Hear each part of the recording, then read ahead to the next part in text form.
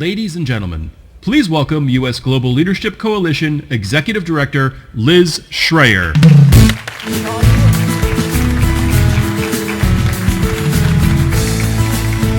Hi all, good afternoon and welcome to our National Symposium. As you see, our title, Innovations for Smart Power.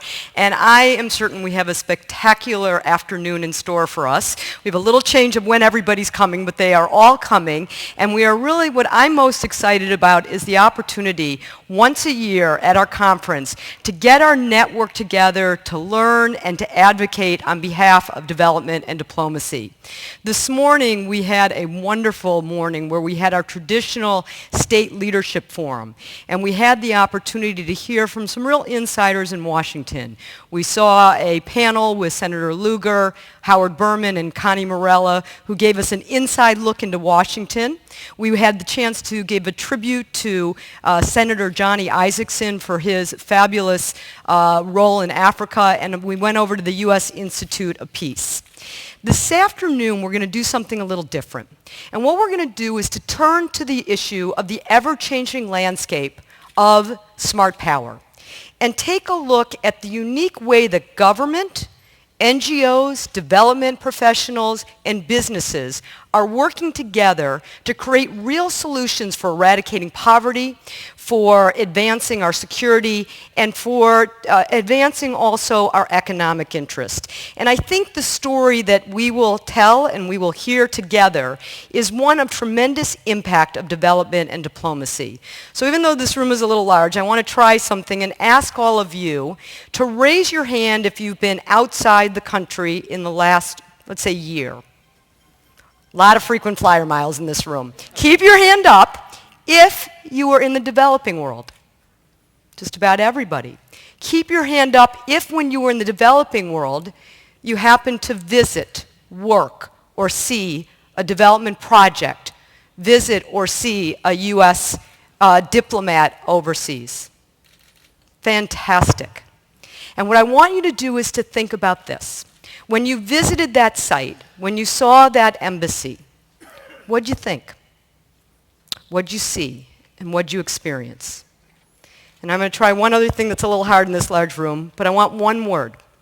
Throw out one word about what that experience, that what other women in her village to do and learn her farming skills. I got on the plane and it was absolutely a life-changing experience for me, but I kept thinking about the world of impact it had for Veronica, for her grandchildren, and for the women in her village. And so my word, when I thought about it, is impact, which I saw and I felt, and I have to say I came back more committed than ever to advocate for what we all do. And part of the story that I think we need to tell is about our title and theme for the symposium, Innovations. And to tell the story of how, as I saw, a phone like this can diagnose malaria. I saw a tool that looks like something I might use in my barbecue over 4th of July, but it actually has the ability to charge this phone merely by putting it into a fire pit. So today, the US GLC is launching our new campaign for the year. And not surprising, it's called Innovations in Smart Power. And with your help, we're going to travel around the country over the next 12 months. And we need to bring these stories that so many of you do each and every day to life and tell the story of how we are making a difference because of these programs, not only overseas, but also here in the U.S. To showcase how the public sector, how government can invest with their dollar to leverage much greater impact and involvement with the help of NGOs and businesses. We're going to tell you all about the campaign over the next few months on our website. But what I'd like to do is to ask you to enjoy a few, we're going to show a few over the course of the next few hours of these innovations very quickly, just so you get a feel of what the campaign is all about. So please join me in taking a look at the screen.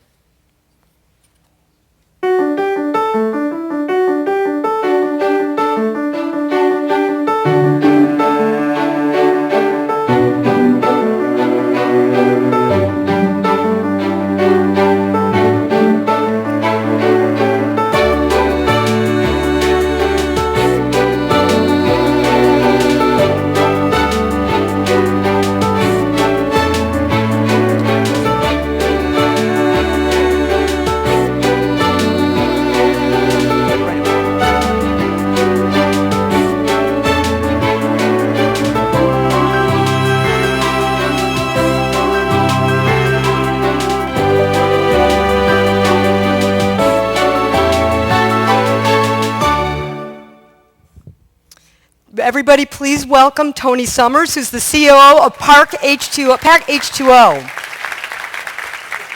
So take a look at this. Tony, welcome. And I'm looking at this one, and this one looks a little small for you. It is. It's built for children. But it looks like you're making a lot of these. Yeah, we have an adult size that's a 20-liter, and then this is a half size. It's a 10-liter pack. So one of the things that amazed me about this is your company, Greif, and Pack H2O, Greif is the largest industrial package company in the world. And what was the motivation of creating these packs to help poor people all over the world? Well, post-2010 earthquake in Haiti, the CEO, David Fisher, was in there on humanitarian efforts. And he recognized that many of the people there were transporting water for personal needs in open containers, buckets, jerry cans. And he had that aha moment, and he said, we've got to do something better. We have to build a better mousetrap. And he, at that point, committed to doing just that. And over the next 18 months, he contracted an organization, came up with a design that is just that, a better mousetrap. Fabulous. What has impressed me also, Tony, is the uniqueness of taking a business model but partnering with NGOs. But there's a lot of people in Washington that says, why doesn't the corporate community just do this without government? Why do you need the NGOs and why do you need the public sector? Well, the NGO provides an incredible service in country. We don't have the ability to be able to go into countries around the world, Kenya, Haiti, Guatemala, wherever we may be operating, and be able to interact with the communities. We need the NGOs to be able to do education, training, deployment. They've got on-the-ground experience. They've got people. They understand the cultural issues there. And for us to go in would be foolish. We need to have those sanitize or clean the water in transportation. We're not there yet, but that is the long-term vision we all share. Well, we are all behind you and wish you great success. Thank you, Tony. Thank you.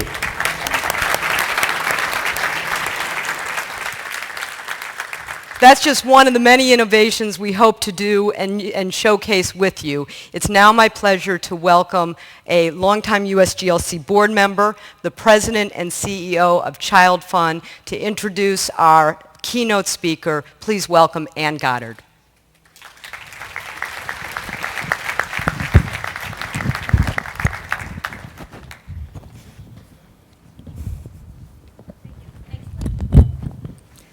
Good afternoon. As Liz said, my name is Ann Lynham Goddard. I'm president and CEO of Child Fund International and a longtime member of the board of the U.S. Global Leadership Coalition. It is my honor today to introduce the president of the World Bank, Dr. Jim Young Kim, and our moderator, Norm Ornstein. A physician and anthropologist, Dr. Kim has dedicated himself to international development for more than 2 decades, including co-founding the nonprofit Partners in Health. He is the first president of the World Bank with a background in global health and development rather than banking or government.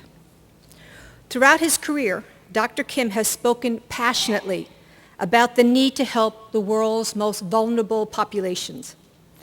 At Child Fund International, we know the impact that ending extreme poverty can have on the lives of children around the world who suffer from poor nutrition, preventable illnesses, lack of education, and fragile communities.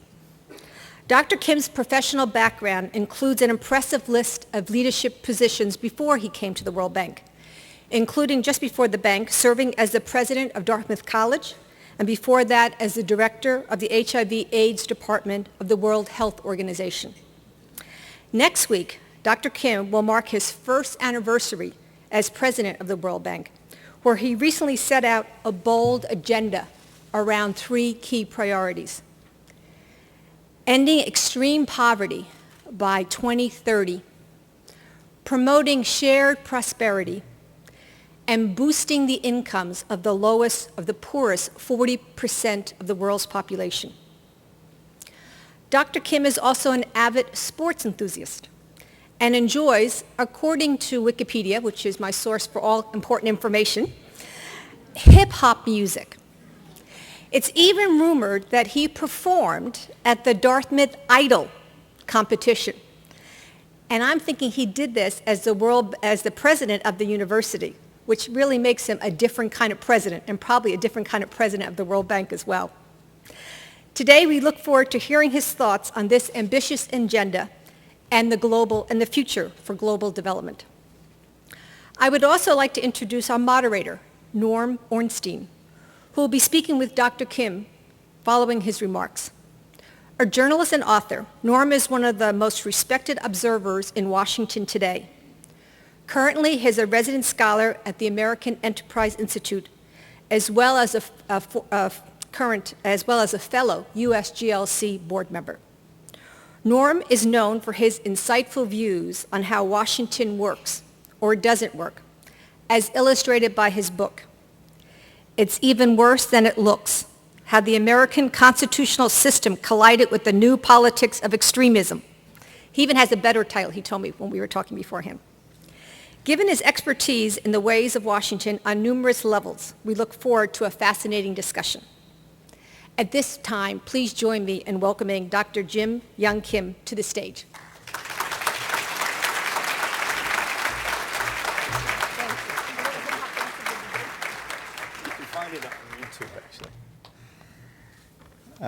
Good afternoon, everybody. It's a wonderful honor to be here. Thank you, Ann, for that great introduction. I just want you to know it's a true pleasure to be here at the U.S. Global Leadership Coalition's annual conference. I accepted the invitation to speak at this year's conference because of the critical roles that so many of you play in improving the lives of the poorest people. The first is to end poverty by 2030, and what we mean by that is that we want to get the rates of poverty down below 3%.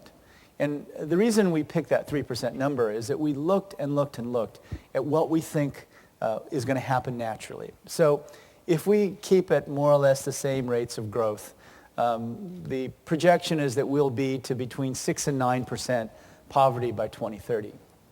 And we looked hard at that, and the reason that the rate of reduction of poverty would slow down a little bit is because many of the low-hanging fruit have been picked. So much of the success over the last couple of decades has been as a result of China's rapid economic growth. The Chinese lifted 600 million people out of poverty, which has never been done before. This is the first time in human history. And so now we have South Asia, we have Sub-Saharan Africa, we have many of the so-called fragile and conflict-affected states left. So to get the poverty rate below 3% is going to be a huge task. We refer to it as trying to bend the arc of history by actually pulling that poverty rate down below 3%. Once it gets to 3%, it's fairly clear that the nature of the struggle against poverty will change. In other words, major structural investments, the growth of the private sector, these are all going to be critical for bringing poverty down. But at 3%, it's going to be really what the economists call frictional poverty. Poverty that happens as a result of extreme weather events, for example. Poverty that happens as a result of disasters. Poverty that happens as a result of famines. Things that are difficult to control and that we'll have to respond to on a case-by-case basis. But we think we can bring it down below 3%. The other goal is to boost the incomes of the bottom 40%. This is the first time in history that the World Bank Group is going to publish every single year the extent to which the bottom 40% of any country is participating in economic growth. Now, there's two messages here. The first is that economic growth is critical. And economic growth, especially in the private sector, is critical. On the other hand, what we know, and the events of the last few weeks have made it even clearer, what we know is that if you don't include the bottom 40%, if you don't include women, if you don't include young people in that economic growth, you are building instability into your societies. Even countries that have been doing so well in terms of sharing the fruits of growth, like Brazil, are now experiencing demonstrations that I don't think will go away. What did we learn from the Arab Spring? You can have growth in your GDP, but if it's not inclusive, and if it's not inclusive, especially of young people, you're going to have these kinds of demonstrations. Because now, one of the great things about the new age is that people will be heard. people will make their voices heard. And so end extreme poverty, boost shared prosperity. And moreover, when we talk about boosting shared prosperity, we're talking specifically about sharing prosperity with future generations. Many of you may know we've made a tremendous effort over the past year to increase the World Bank Group's commitment to tackling climate change. We think this is absolutely a critical part of trying to fight extreme poverty. There's no way that we will be able to end extreme poverty unless we tackle climate change. Now, let me just give you a little bit of perspective. First of all, so many of you in this room have fought hard for increases in foreign assistance, and I can't thank you enough for having done that. It's critical. Foreign assistance is absolutely critical, has made a huge difference in the world. Anyone who doubts that, please come talk to me and anyone else who's been the beneficiary of foreign assistance for such a long time. But if you look at the numbers today, total official development assistance, the total package is about $125 billion. Now, that $125 billion is critical. But look at it compared to the needs in the world today. So in Africa alone, every year there's about a $95 billion a year need for funding for infrastructure, and that's sub-Saharan Africa by itself. 13. So when people from friends from my past life of working in some of the smallest communities, when they ask me, why is it that you're talking so much about the private sector? I say to them, it has nothing to do with whether or not I like or don't like the private sector, whether anyone likes or doesn't like the private sector. Fundamentally, it has to do with your aspirations for poor people. If you think that all of development assistance is how we divide up ODA, then poor people are in big trouble. $125 billion is so critical because that money is going to pay for the kind of investments that no other source of financing will pay for. We need it, and we need it to grow, and we need your help in making sure it grows. But what we also need to do is to make sure that every penny of foreign assistance, every penny of ODA that exists is used to leverage first domestic resources. I mean, many countries are getting better at collecting taxes and having a real foundation for making their own investments in infrastructure.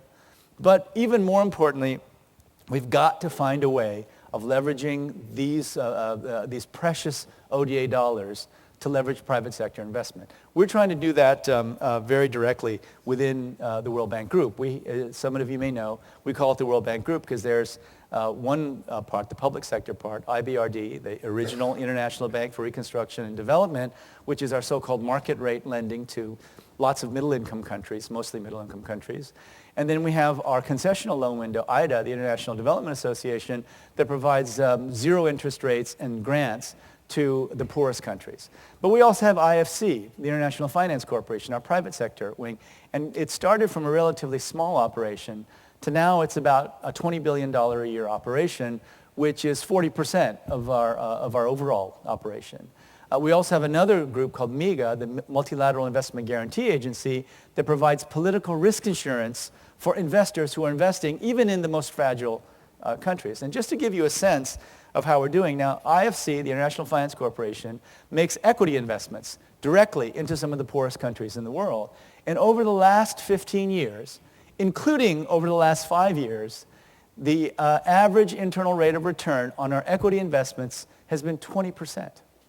Now, we have been able to make a good return on our equity investments while at the same time advancing the development aims of the countries, the companies, the regions that we invest in.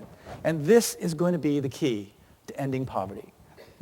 Now, you might say, well, but what about countries like Liberia, right? Here's a country, a small country, racked with a long history, decades of war. I had a long conversation with President Ellen Johnson Sirleaf when I was in Tokyo for the Tokyo International Conference on African Development. And that meeting itself was really quite striking. We had something like 50 heads of state from Africa together with the Prime Minister of Japan, and we spent 3 days together talking about what's going on in Africa. And interestingly, as they were walking through the door, my Vice President for Africa said to me, It's amazing. Because the last Tokyo International Conference on African Development was 5 years ago in 2008. And in 2008, everyone was saying to themselves in the developed world, oh my goodness, the financial crisis, what is going to happen to Africa? These countries are going to be in such trouble. But as they were walking through the door in 2013, average rate of growth over the last 5 years was over 5%. Not a single African country was experiencing hyperinflation. Their debt to GDP ratio was a lot better than a lot of countries in Europe. They were confident as they walked in the door. So Sirleaf Johnson said to me, Johnson Sirleaf, said to me, we need energy. She had been in power for about 7 years, but she said, we have been out of war for over a decade. And still, to this day, we have 21 megawatts of installed capacity, about enough for a couple of city blocks here in Washington, D.C. And she said, if we don't have energy, we're not going to get the private sector investment we need, and we're not going to be able to create the jobs that I desperately need for my young people. Some of them, he said, I have young men who are over 30 years old who've done nothing their entire lives except be soldiers. What do I do with those every single dollar of official development assistance that's going into these countries? The second thing that I'd like to raise, though, to you is that when it comes to issues like ending poverty and battling climate change, we need social movements. I've had the great good fortune of being part of some social movements. Let me just tell you about one and why I think that a truly well thought out, rigorous, committed social movement has the greatest capacity to transform the world and help us reach our aspirations around things like poverty and battling climate change. You know, we all know that the last decade in the AIDS world has just seen an unbelievable transformation. We've gone from, in 10 years, from about 50,000 people on treatment in developing countries to over 9 million today. 9 million people who would have been dead. Now, what would have happened to the African economy if those 8 million people or so in Africa were dead? What would have happened if no one was getting tested? What would have happened if for people living with HIV there was no hope? I actually think the economic performance would not have been as good, and that we would have been wondering, my goodness, what did we just let happen? But now this has happened. But I want to tell you a little bit about the story of how it happened. It was a small group of committed souls who made this happen. It was people who were willing to risk their lives, go into the National Institutes of Health, for example, throw blood on researchers and say, you need to focus on AIDS research. That happened. Then they said, once we have promising molecules, we need to make sure that it moves quickly from research laboratories into private sector companies. And then once promising molecules were coming out of the private sector companies, they worked to reduce the time it takes to get a drug through the Food and Drug Administration from 27 months, that's the fast track, to 6 months. And this was done by people who had no specialization in those areas. You know, one of the people, Mark Harrington, a very good friend of mine, he was a very smart guy, graduated from Harvard, was involved in ACT UP, the movement to tackle HIV. He became an expert on the Food and Drug Administration, found out about all their rules and regulations because he knew that in order for him and his friends to live, they needed to shrink the number of months it took to get a drug through the FDA.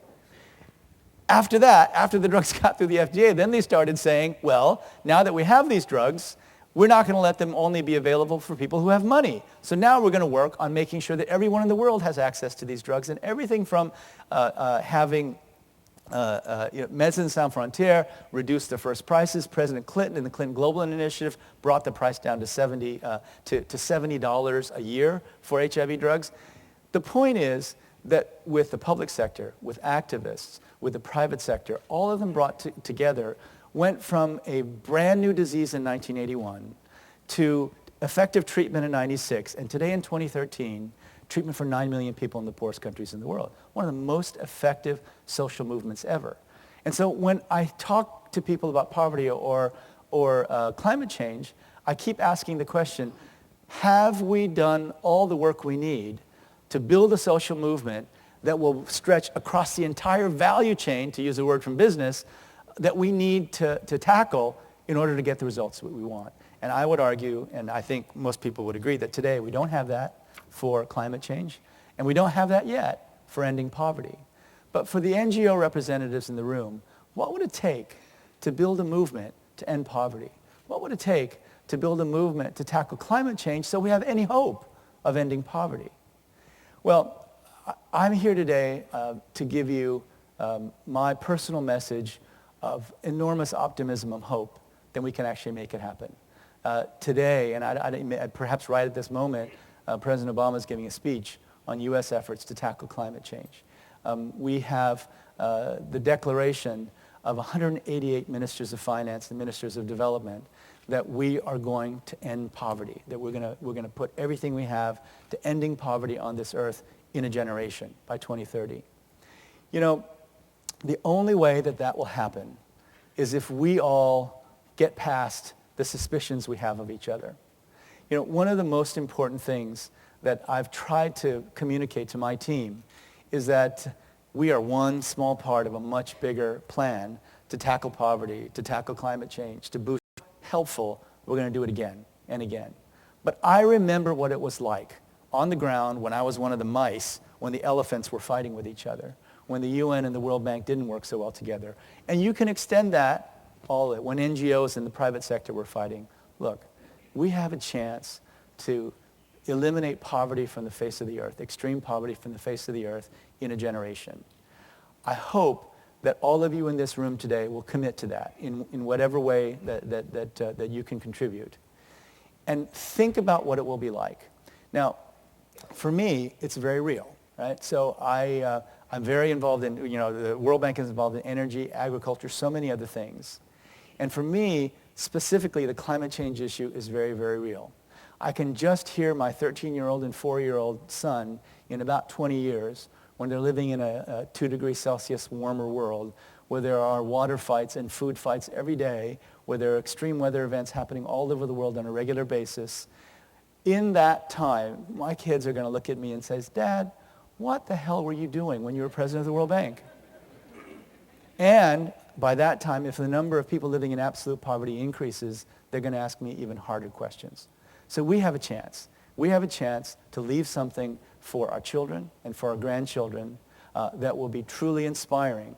But it won't happen unless everyone in this room decides today that the ultimate goal is far more important than raising the flag for our single organizations. Thank you very much.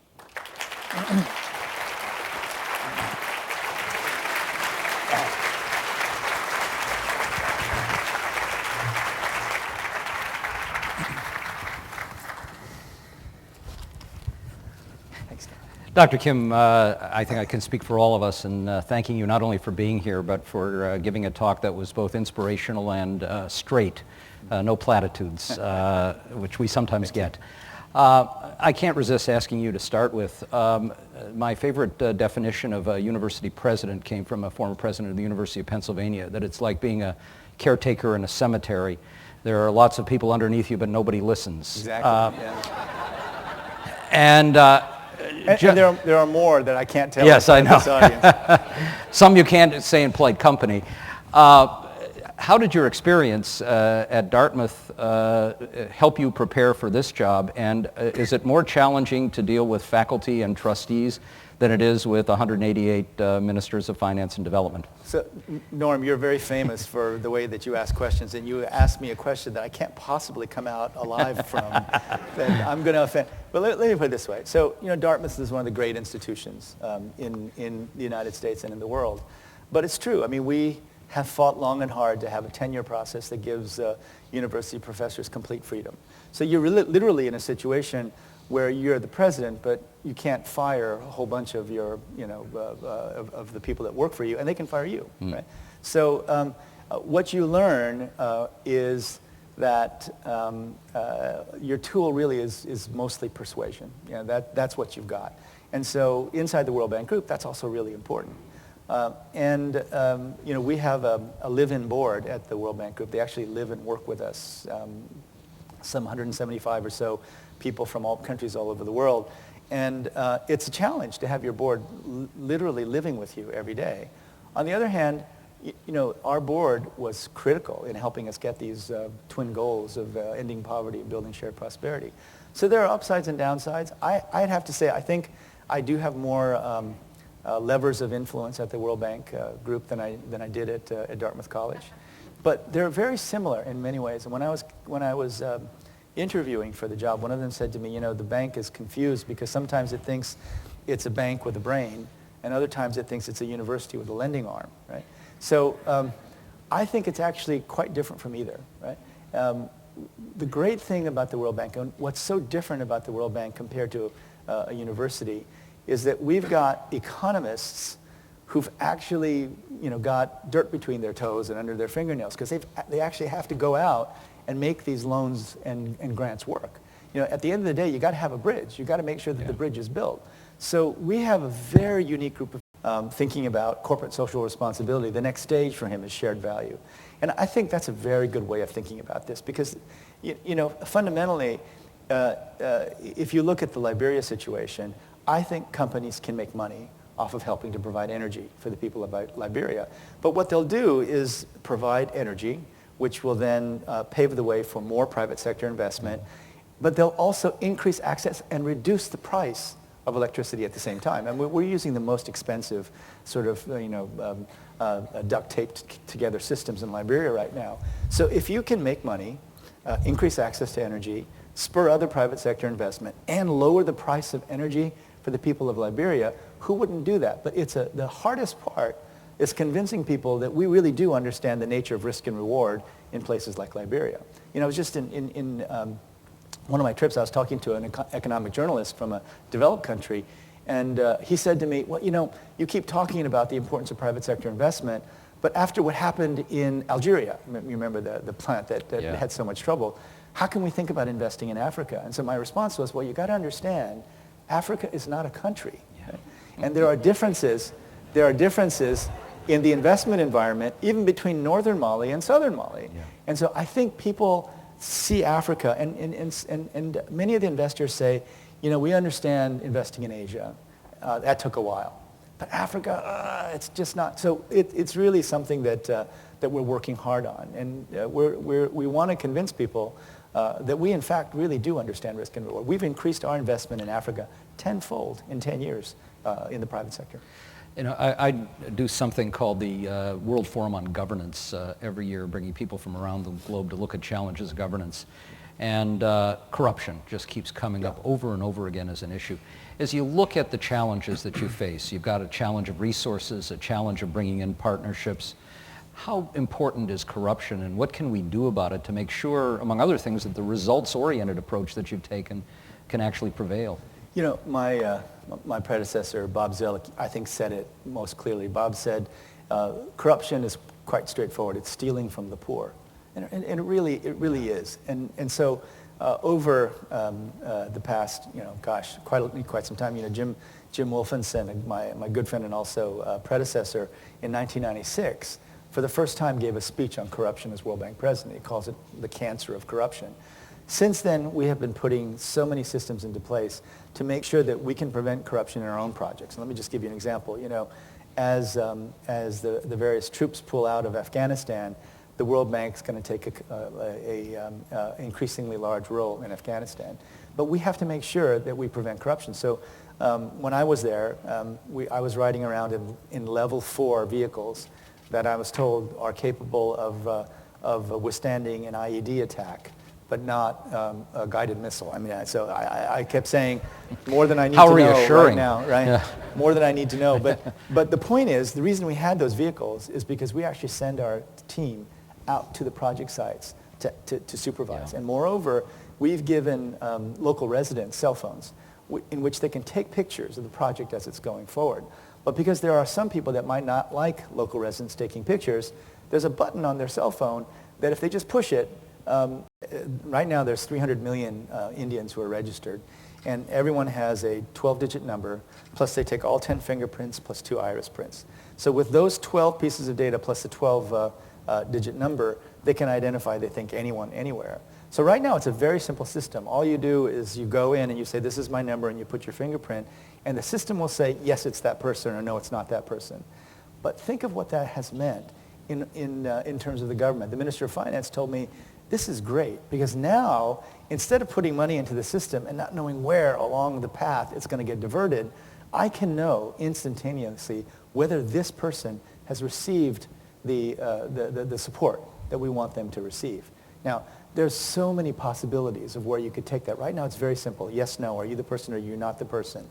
But with cell phones, with identification systems like that, we have the opportunity to not only sort of get feedback on projects like we're doing in Afghanistan, but one of the really big issues is access to financial services. There are still billions of people in the world who don't have a bank account.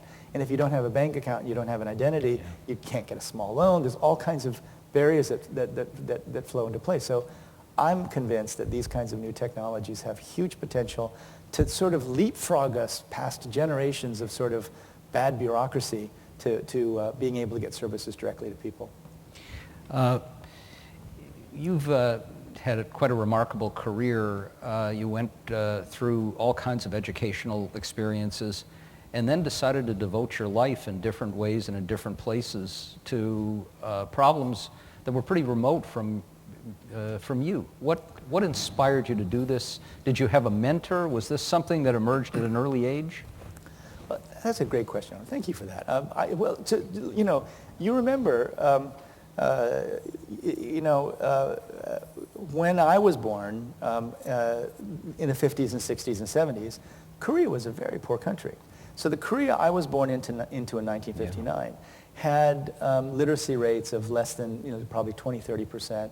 Less than 5% of the people had college educations. This was a really poor country. And moreover, the development experts at the World Bank used to say that Korea is a basket case. No way is Korea going to develop. They used to say things like, well, they have no, because South Korea didn't have any of the natural, it was the North that had all the natural resources.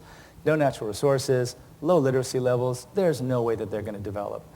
And one of them, as an anthropologist, I was fascinated, and I read all this literature, said the reason they're not going to ever develop is because the Confucianism in South Korea is much too fundamentalistic. And so there were all kinds of reasons. And then 30 years later, they say, oh, Korea is developing so beautifully because of Confucian culture, right?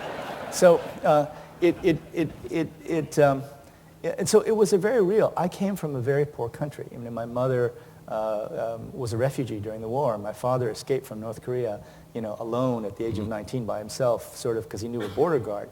So the fact that there was this poverty, but moreover, the fact that you could see transformations like South Korea, have made me convinced that the last thing we should ever do is to ever call any country a basket case. So it's very personal for me in a way. But also, my mother's a philosopher, and in the late 1960s, I remember, as a 9-year-old kid, 8-year-old kid, watching Martin Luther King give speeches. I was inspired by this. But, my father was a dentist, a very practical guy. And so I tell this story a lot. If you heard it, I apologize. But, I came home from college, and I got in the car, and my father was driving me. This is in Iowa, of all places, a 30-minute drive to the airport. And he said to me, Jim, what do you think you want to study? And I said, I want to study political science and philosophy because I really want to do something about social justice. And so quite literally, he pulled the car over to the side of the road, and he said, once you finish your residency, you can do anything you want. Now, I have to tell you. Are you sure your father wasn't Jewish? So the thing is, though, when I tell this joke in front of an Asian audience, nobody laughs. Right? Shake their head and say, of course. Right? I want to speak for everybody in this room, which I think I can, and not only thanking you for being here and for being so inspiring, but in saying all of us pledge to do whatever we can to help you fulfill your goals, which are shared and inspirational to all of us. Thank you. Norman, thanks. It's an honor sharing the stage with you. Thanks. What a pleasure.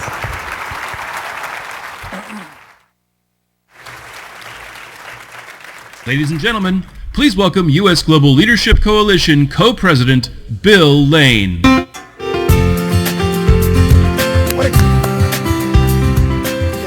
What inspired leadership? I mean, he can talk about infrastructure all he wants. You get to go out on the road. You get to conduct focus groups, travel all over the country. And, everybody's an expert. Everybody gives you some advice. Everybody's a know-it-all. And, even though, it drives you crazy, you have to listen. But I got to tell you, what you learn from these folks are just absolutely amazing. And what we wanted to do here is just give you just a little bit of a taster of what we hear every day from all over the world. Here you go. Okay, kids, I need your advice on something called smart power. What do you think of smart power? You can move things with their minds. And then they have superpowers and then they save people. That's smart power. Well, you know, smart power is when we help people around the world. It's good for them and it's good for us as well. So we do that by giving them things that they don't have. You know, things like food and medicine. What else can we do? Well, what we really need we need more people with really good imaginations. Now, do you have good imaginations? I have a dictionary book. Okay, let's get to work. Here's a question. What do you like more? Soccer or electricity?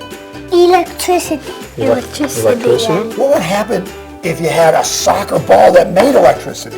The ball goes, it lights up and it goes out. And that's how it would work as a disco ball. So electricity is a good thing. There are places with no electricity. And kids could use the soccer ball to make light. Awesome! Let me ask you a question. Who likes to ride bikes? Me? Yes. Okay, do you know that there's someone who invented a special bike, and on the back of the bike is a refrigerator that keeps things cool? Cool. What else could you put in a refrigerator? I would put in ice cream and cake. Yes! I mean, ice cream's a great idea, but you could also have medicine in the refrigerator that we could then take to kids that would help them get well. Because when they get hot, they kind of melt sometimes. Yeah. And the one that tastes like fish, that tastes like rotten fish. Well, nobody likes rotten fish. Yeah. Yeah. Do you like rotten fish? So what should we do? Give them blankies, give them food. That would be really cool. What really makes this work is when the government partners with inventors and businesses and helpful development groups, where it definitely provides jobs here at home. Let's get some jobs here at home. I want to help. Me too. Now I want ice cream. Now look at all these inventions help people all over the world and help people in the United States. What do we call that? Smart power!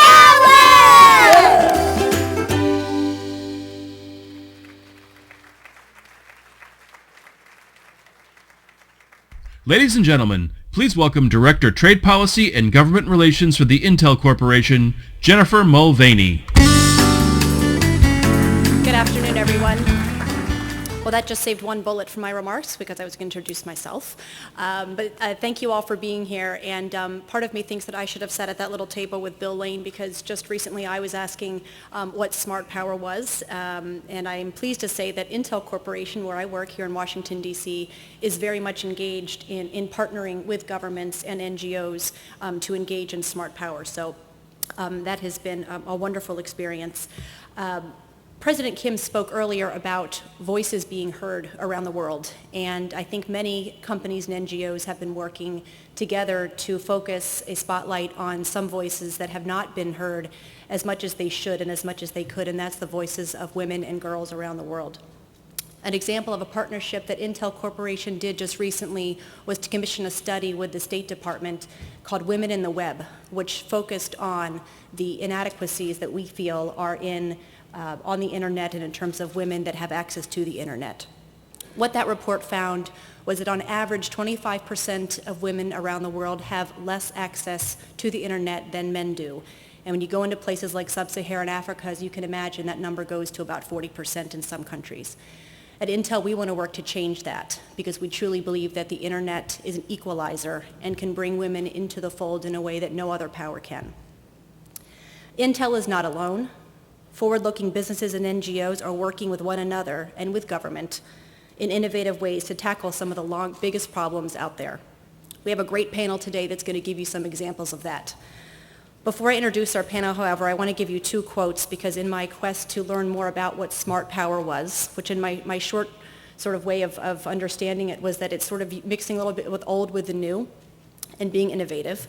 And speaking of women, I found 2 great quotes from 2 women on the internet just this morning, and I want to share them with you because they spoke to me about what we're talking about here today. The first quote I will read to you and then tell you who said it. One cannot be forever innovating. I want to create the classics. And that is by Coco Chanel.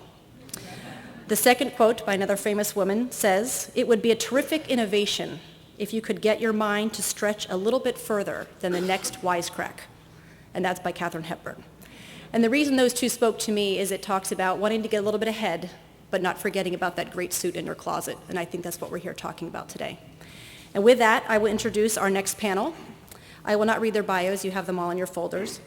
But I'd like to bring to the stage Oliver Bell, who is Microsoft's Chief Technology Officer for their International Organizations team.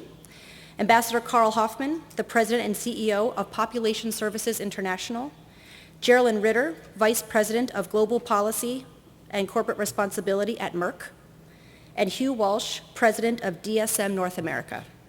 Today's session will be moderated by a familiar face and a longtime friend of the U.S. GLC, Frank Sesno. Please welcome me in joining this panel on the stage. Thank you.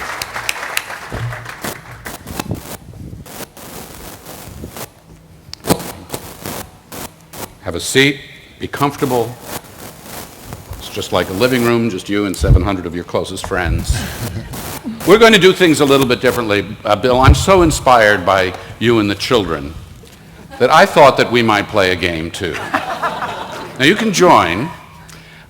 It's just a little different way to start things and see if you've been paying attention or whatever. Let me start by saying what an honor it is. Liz and Bill, thank you very much for having me back to join this conversation.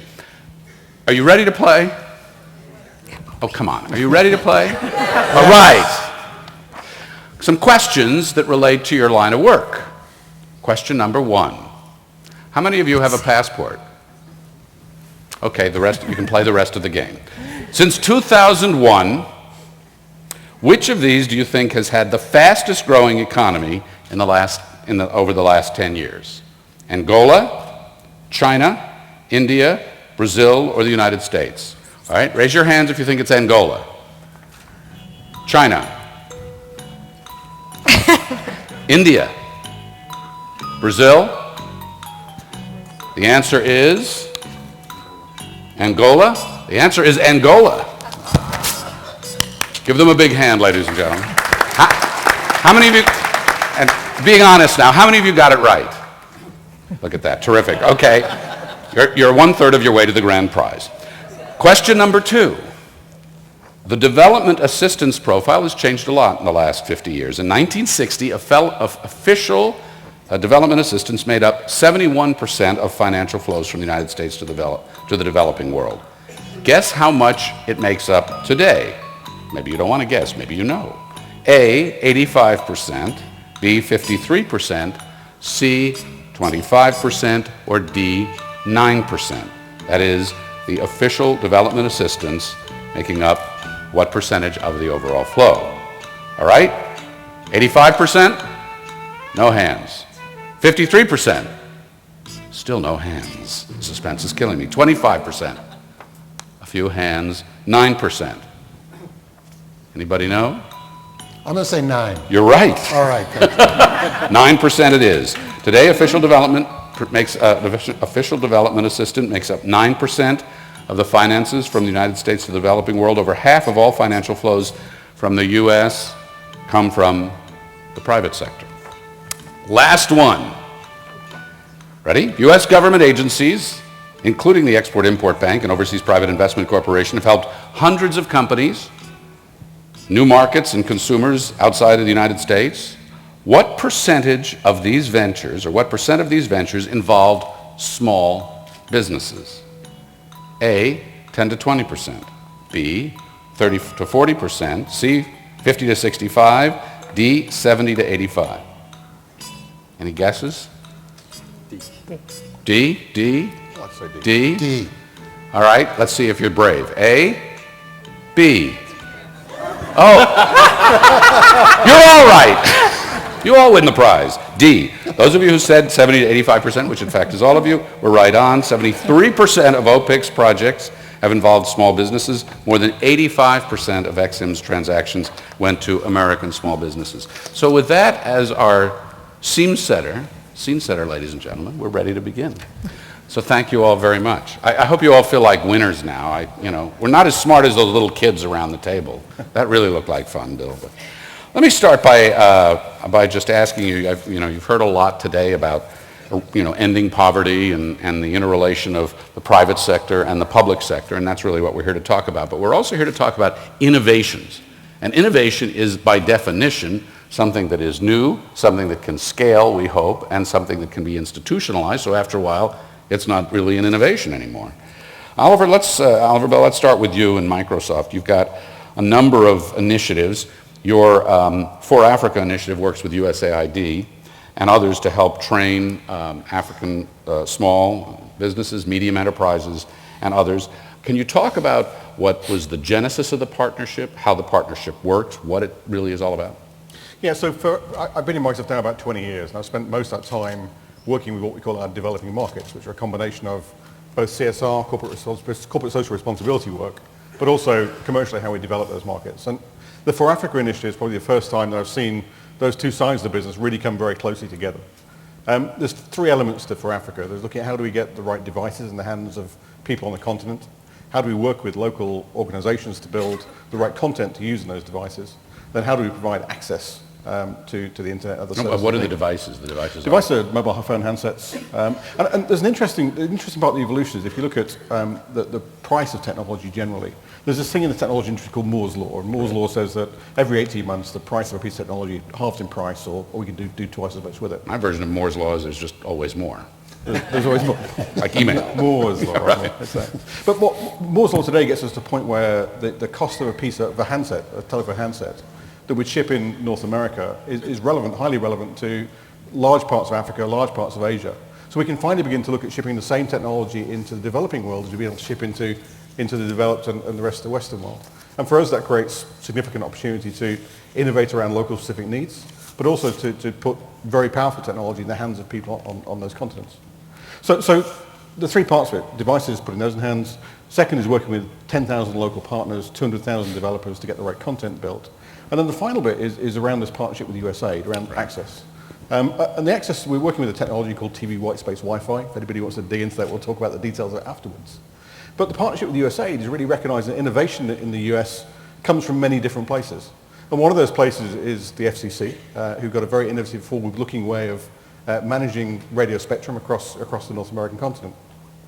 And what we've done with the partnership with USAID is to help connect the FCC with regulators across the African continent to understand how to implement those same spectrum regulation policies in that part of the world, which allows us to take this TV Whitespace technology, which is a very powerful Wi-Fi technology, allows us to cover a 350, 400 kilometer circle to that continent at a very low price.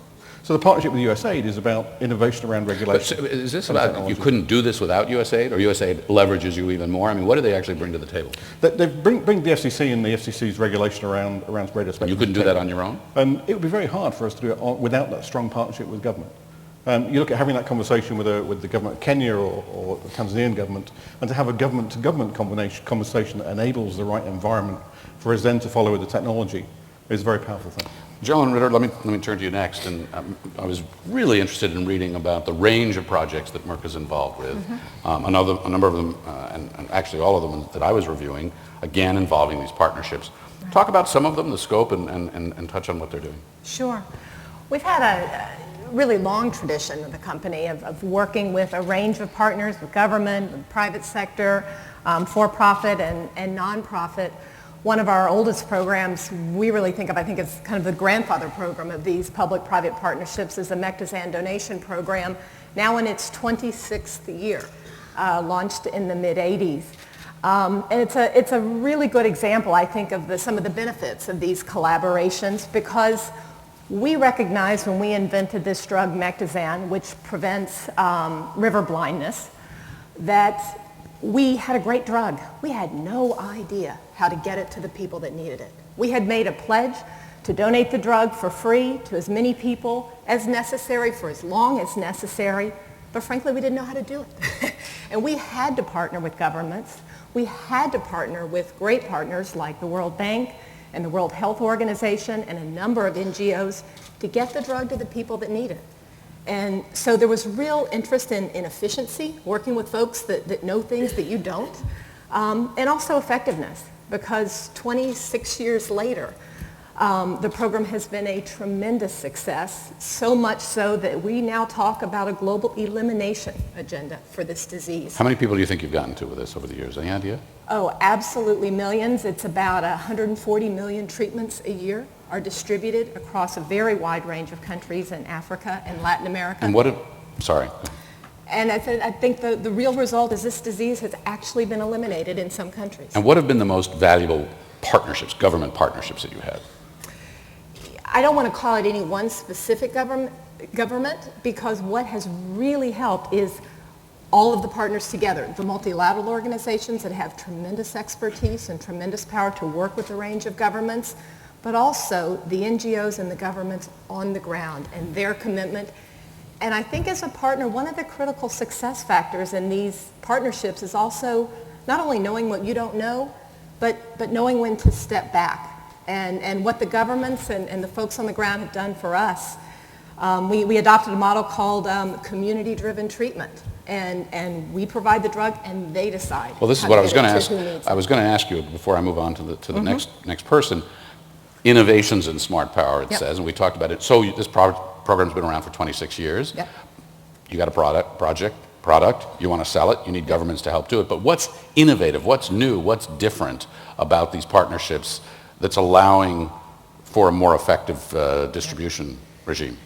You know, I think when the program was launched, the idea of this collaboration and the idea of really bringing in the community and letting the community decide what is the best way to get this treatment to people that need it was very innovative. We can say now, well, of course that's how you should do it, but that wasn't the understanding 20 years ago.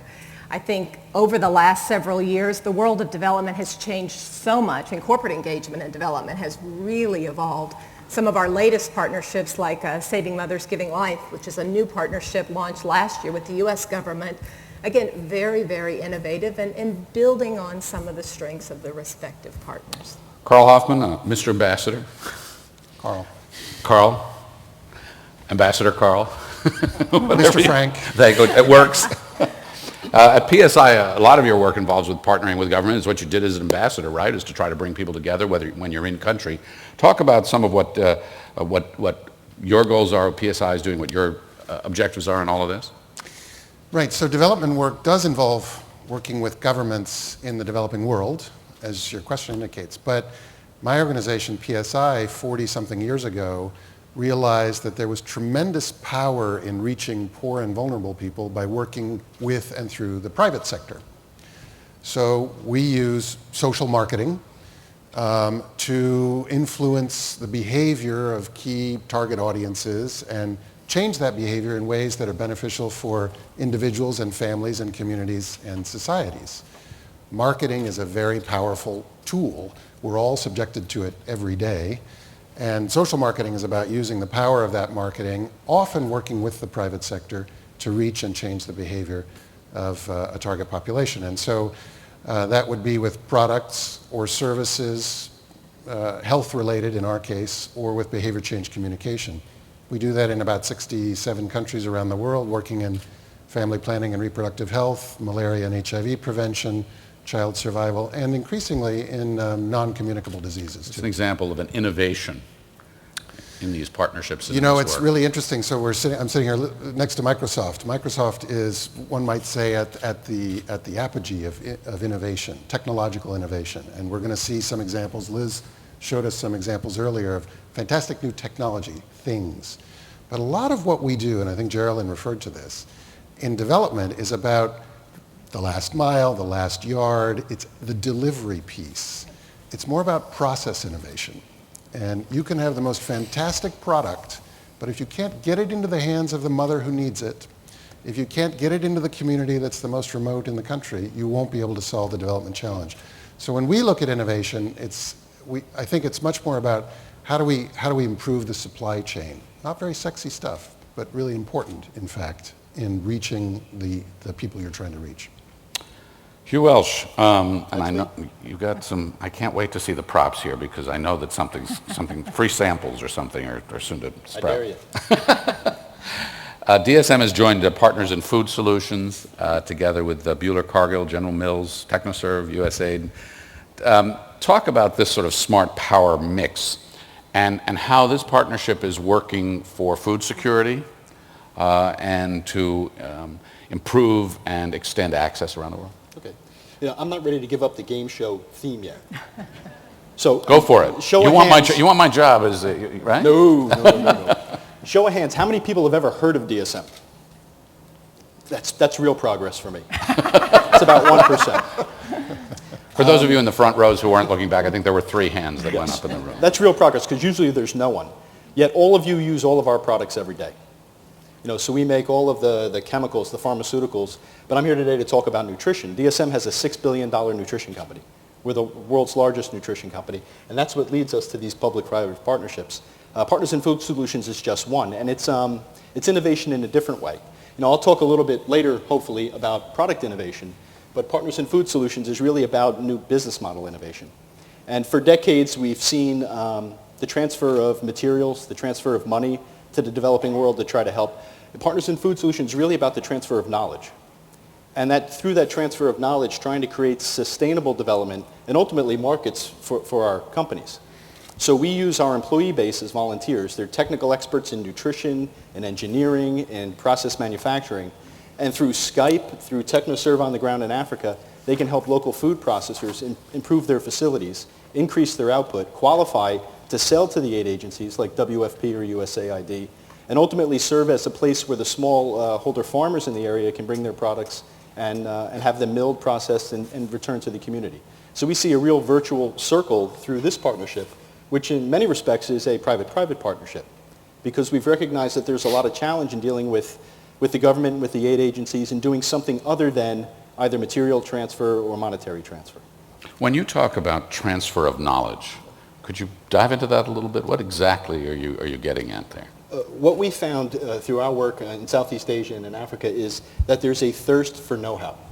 And we have that know-how in our Western companies. We have experts in nutritional science. We have experts in process technology, experts in engineering, experts in health and safety. And they can work through digital photography, through Skype, as I said, sitting at their desks in Switzerland or in the United States or in China, and talk to the local food processors in Africa and explain to them, you need a new heat pump, you need a new autoclave, very simple things that can help increase their productivity 30%, can help deal with some of the waste they confront, and most importantly, help them qualify for the relatively high standards that you might find with AID or with WFP or with others to sell to them. We want these folks to process locally grown crops to sell to the community or sell to the aid agencies, where today most of those I would call staple crops come from the United States or from Europe. Let me ask all of you to sort of give your assessment on something. And for a long time we've heard about corporate social responsibility, and of course there's been foreign aid. The terminology is changing. Question is, how much is it changing the actual fundamentals of what it is you're doing and how you're tackling it? So is this just a variation on corporate responsibility, or is this something new and different? New and different. Go ahead. No, I mean, I can only speak for DSM, and we really don't do philanthropy. We don't do corporate social responsibility. This is our business. So we look at macro trends in the world with an increasing urban population, growth of cities in Africa, aging population in the West, massively growing global population. Right. And we see that there's a huge issue, but also opportunity with providing appropriate nutrition to folks. And how's it doing for ROI? What does it do to the bottom line? It's fantastic. It's embedded in all of our businesses, and it's a key business strategy. How's the business doing? Business is doing great. And what's really driving it is our metrics in these areas are tied to our executive. Where are your big growth areas around the world? China, Africa, India, Brazil. I would say, Frank, if as a nonprofit, for years I think we would have been embracing corporate social responsibility, CSR. And CSR has done a lot of fantastic things to help a lot of people. But really when you look at sustainability of that sort of engagement, I like to say I would much rather move it out of CSR and into somebody's P&L. You want someone in the corporate hierarchy to be responsible for success in a way that is a winning proposition for the company as well as for NGO partners or the development marketplace where they're working. Corporate social responsibility, I think, has its place and did great things, but what we really need to be aiming for are these shared value propositions. And we have a lot of experience working with Merck, and Merck is very much about doing that, looking for that. And I think Merck's NGO partners are also interested in that.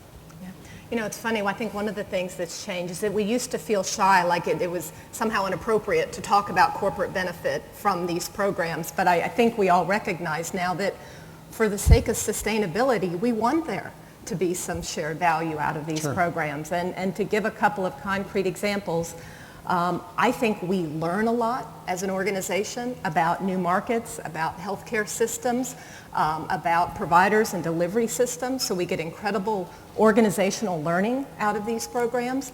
They help engage our employees. You know, engagement in these kinds of programs are part of why, especially young people, come to work at Merck and stay at Merck.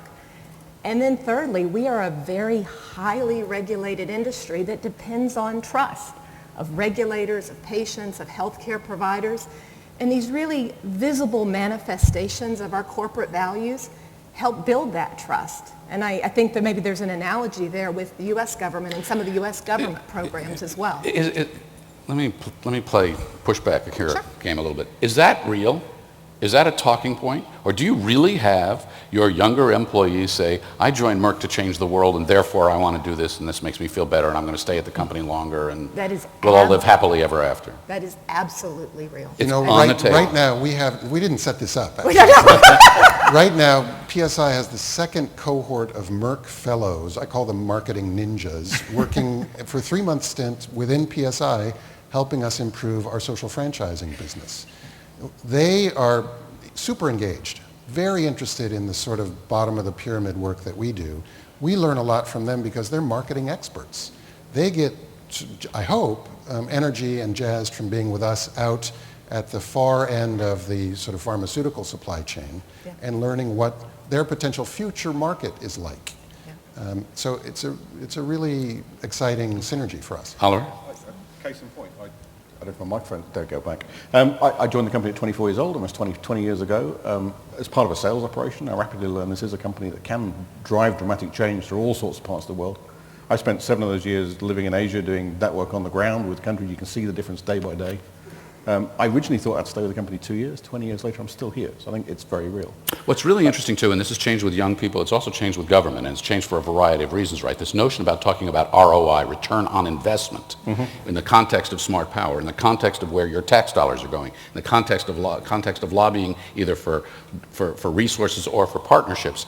It's almost like there's a cultural shift with this notion of return on investment. I think if you look at the investments, look at a lot of the CSR, or certainly in my own industry, look at the CSR investments over the last 15, 10 years or so, and you can see projects that have worked, projects that have failed, they're hard to measure, they're hard to govern. If you can leave behind a sustainable industry, a sustainable market around that particular project, it's going to succeed. People have invested locally in its success, and it's going to work. Let me ask you about Africa, because we heard World Bank Director not too long ago talking about the African growth model. How does your company's work in Africa, for example, fit into your global business strategy and your bottom line strategy? So if you look at the For Africa project specifically, this is the first time I think we've looked at that continent through exactly the same lens and metrics as we look at the rest of our business. Really? So we measure... When you say first time, like within the last year, 2 years, 5 years? We've been doing business there for a long time, but it's kind of hard, and there's some charity and donations and CSR. It's really changing. I think in the last 4 or 5 years, it's really become the same metrics and lenses as the rest of our business. Because there's so much growth, or why? You've seen computer science grants begin to come out of universities, so we can measure the number of developers in the environment, we can measure the number of ISVs and partners that are on the African continent doing work around our company with our technology. We can see the revenue metrics and sustainable business behind it becoming real over time. So we can do the same things there and implement the same programs on that continent as we can in North America or Western Europe. And it's only in the last 3 or 4 years now it's become... Mr. Ambassador. Mr. Moderator. Even though... You have a much better title. Even though earlier I was embracing the CSR to P&L move, and I agree the whole conversation around ROI is really exciting in our space, but let me just sound a note of caution maybe. We know how demanding shareholders can be. And they expect positive rates of return always, and they expect quarterly results. And it's good for government, and particularly the development conversation, to be informed by that and progressively to move in that direction. But, you know, I think we all recognize we're working in an area where there is a need for subsidy. Development is not a linear process, and there are mistakes. There are needs to learn and experiment along the way. And to some degree, when the public purse gets, fundamentally I think this is a positive development, but we have to be cautious. When the public purse gets very focused on those sort of private sector metrics and doesn't accept the need for failure, or the need for learning, or the need for a very long time horizon, then we may be, despite ourselves, cutting off some of the progress that we need to. A worthy warning. In the next couple of minutes, I'd like to invite anybody in the audience to go to the microphones and ask a question of our panelists. Before that, though, Hugh, I'm really sort of curious as to what you've got on the table here and what the story is behind. I mean, this is another type of innovation. And look, we're going to stick with that game show theme. Who knows what this is? This is the World Food Program Red Cup. So this is what the World Food Program uses in all its school feeding programs throughout the world. They give children, you know, some staple food, rice, porridge, maize, in this red cup. And DSM has a partnership with the World Food Program going for many years now, and the innovation there is really product innovation. So although this red cup may be filled with enough in caloric terms, it's never filled with enough in nutritional terms. So what we've done in partnership with the World Food Program is use our nutritional scientists to come up with these little things we call mix-me sachets. So this would include all of the necessary vitamins and minerals to sustain health, which can then be used at a point of use in the red cup.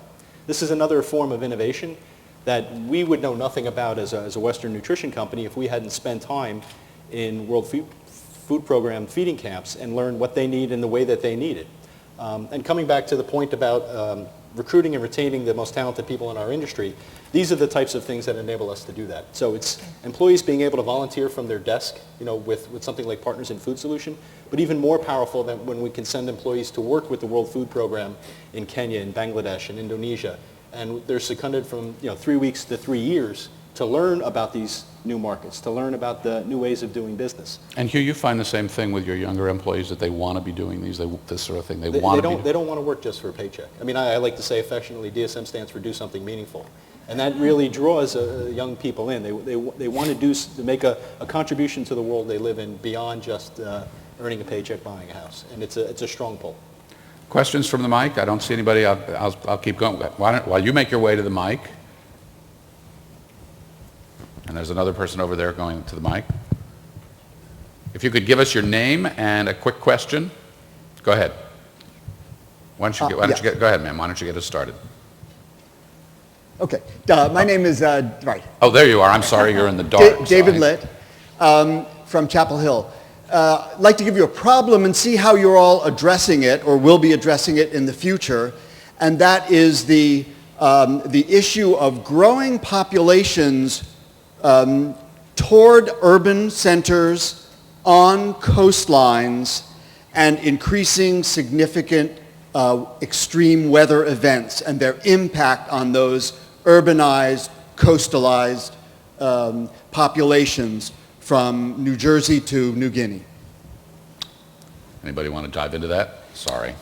I can't resist. We heard Jim Kim talk about the overriding importance of climate change and what to deal with that, how we need to address that. And my organization isn't primarily focused on that mission, but we certainly are focused, and our primordial mission is about helping the 200+ million women in the world who want access to modern contraception get it so that they can plan the size and the spacing and the timing of their families. You know, there have been tremendous stories in the access to modern contraception around the world, reducing fertility, reducing family size, benefits to child mortality, and so forth. But there are still tens of millions of women who want modern contraception and don't have access to it. And that really, Frank, makes the difference between what happens to the planet over the next 80 years. I mean, either we go to 9 billion and stabilize and come back down, or we go to 15 billion and keep going north by 2100. 15 billion. And that all rests on whether we are able to respond to the needs of women who are seeking to control their fertility but don't have the modern means to do so. So that doesn't answer the question about what to do about urbanization or coastal lands, but it does have to do with how we create a more sustainable situation on the planet. Any of our other panelists want to touch on that before we go to the next question? Urbanization creates some very interesting challenges because you have folks who are no longer able to operate in a sustenance manner. So they're going to want more protein. Protein is very expensive to grow on a caloric basis, extremely expensive. They're going to have more processed foods. They're going to have more nutritional insecurity as a consequence. So I think we need to come up with new ways to develop cost-effective protein, be it from the sea or elsewhere, and new ways of delivering nutritional fortification to folks in a greatly urbanized area. Now, on the climate change part, my company's global headquarters is in the Netherlands. It's something then we're watching very closely because we're already underwater. That's going to require some really innovative thinking on how to deal with the issue. I know there's always a lot of conversation around alternative fuels, the CAFE standards here in the United States, but I think we need to have more conversation on how to address the inevitable. And in the Netherlands, we do that by building more dikes. In New Jersey, that's where I'm from, we have to start thinking about it because we seem to have a 100-year storm on an annual basis. So. But the big thing is you have the luxury of being able to afford to build the dikes and think about the activities involved with adaptation. In many of these countries, those resources are not there, and you have millions, tens of millions, hundreds of millions of people who are living in very exposed areas and coastlines and elsewhere. So this is going to become a very, very important issue very fast. They're going to migrate. They will move. They will absolutely. Next question, please. Good afternoon. Jill Christensen from the National Education Association. First off, great appreciation for USGLC and always bringing many, many thinkers of many different perspectives into the room. So let's talk about long-term investment that may not have the immediate ROI, and that's education. As we invest, what we know is we have evidence specifically with girls, but beyond, as far as the value of education, specifically starting with basic education but going beyond to secondary education before we can have scientists and folks that work with Merck and Microsoft. So I'd like to hear from you, if we can, about the common good, why, in fact, we might want to consider and do more specifically to the basic education level. Thanks. Carolyn, you want to start that off? I think it's obviously a tremendously important topic, and support for education and health, to my mind, really go hand in hand. And there's been a lot of evidence around the success of school-based health programs promoting girls' education and healthy families. One of our newest initiatives, we announced last year a $500 million initiative around maternal mortality, because we know that when a mother dies in childbirth, her children are substantially more likely not to get an education. If they survive, it's very difficult for them to get educated and ultimately contribute to the community. So I agree with what you said, that education is absolutely interwoven into everything that we've been talking about. Carl, let me draw on your ambassadorial experience here. Who invests in education in these countries? Well, the U.S. government used to do a lot, does less now than it did in the past. The World Bank obviously is a big funder of international education programs. But faith-based organizations, religious institutions, the private sector does a lot in education around the world. Is it good? Is it high quality? Maybe, maybe not. Could be better. I agree that education is fundamentally important. It's like nutrition. At the earliest stages of life, nutrition makes a huge difference in terms of cognitive ability and the ability to succeed in a modern educational system. So it's all linked. Let's try to keep it moving and get some more questions from the floor. Sir.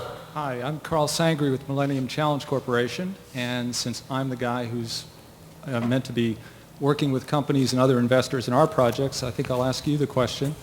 What is the U.S. government not doing that it should do to make these partnerships work better? What's the gap?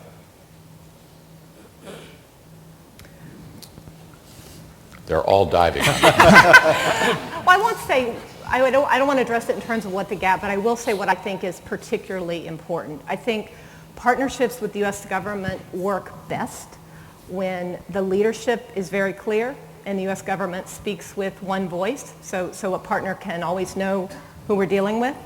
Partnerships work best when there's flexibility on both sides. As I look across many of our partnerships, one of the things that marks all of them is the fact that they evolve over time, and the partners need to learn, need to adjust, need to adapt.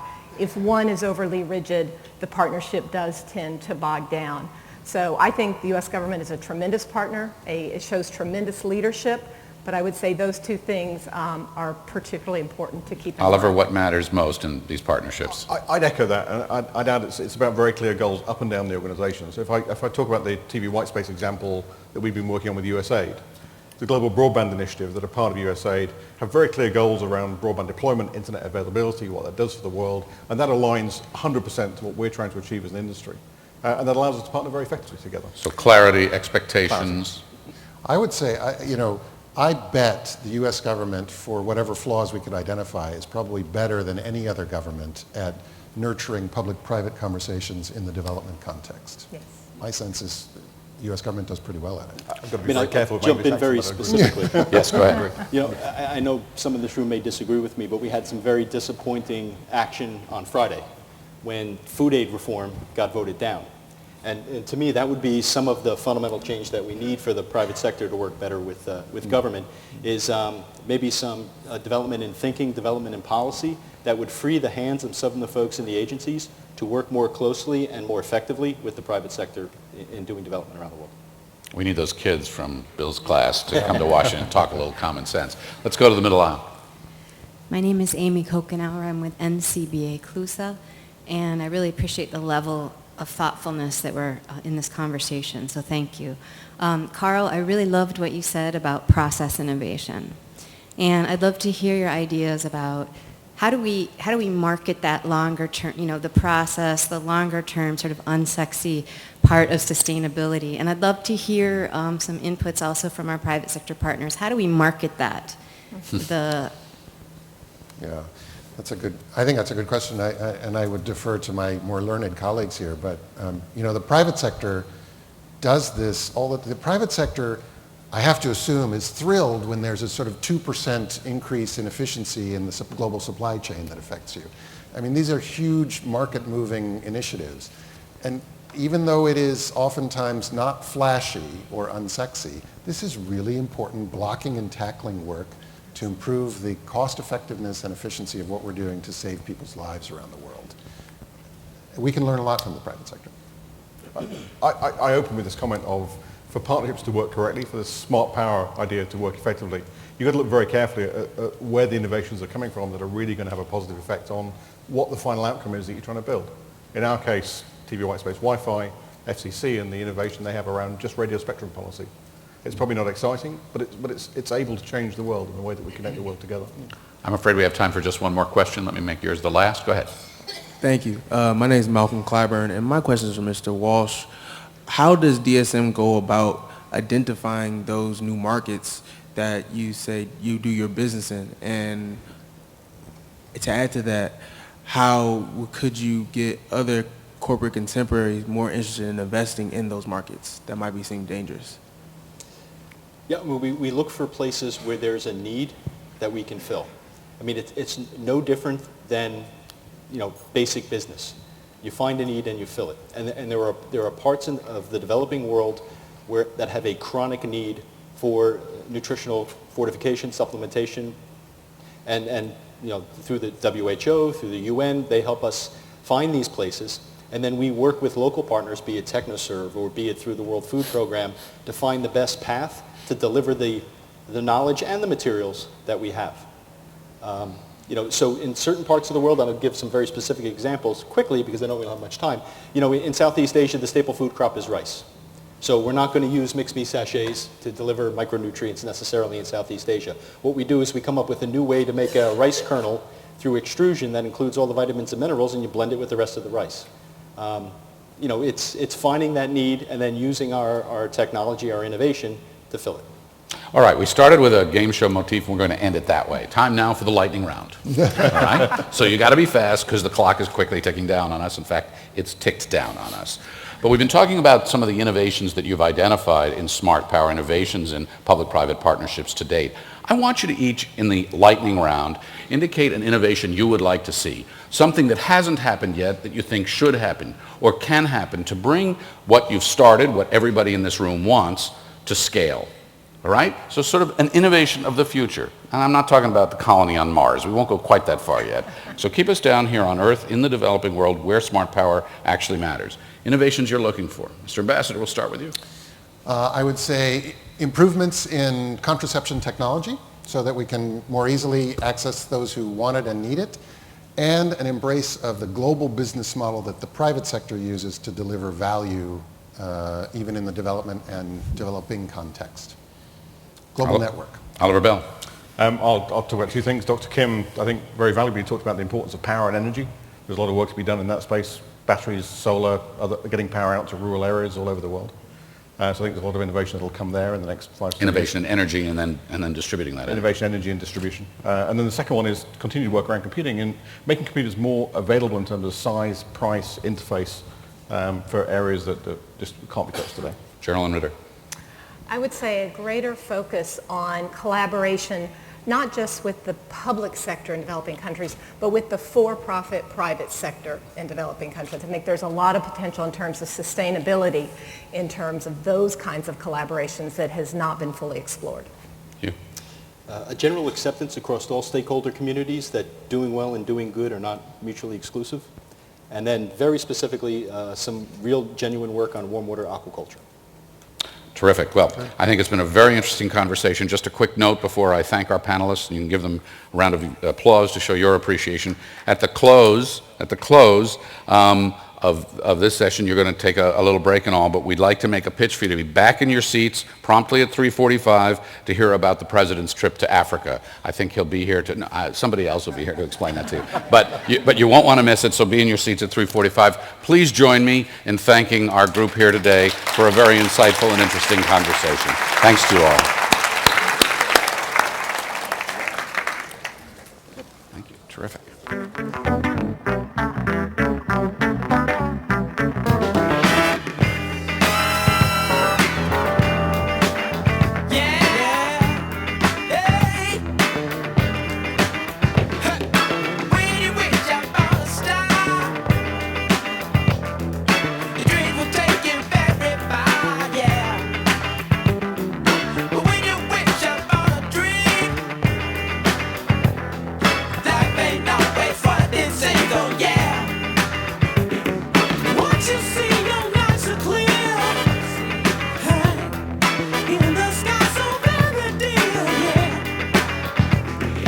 Shining star.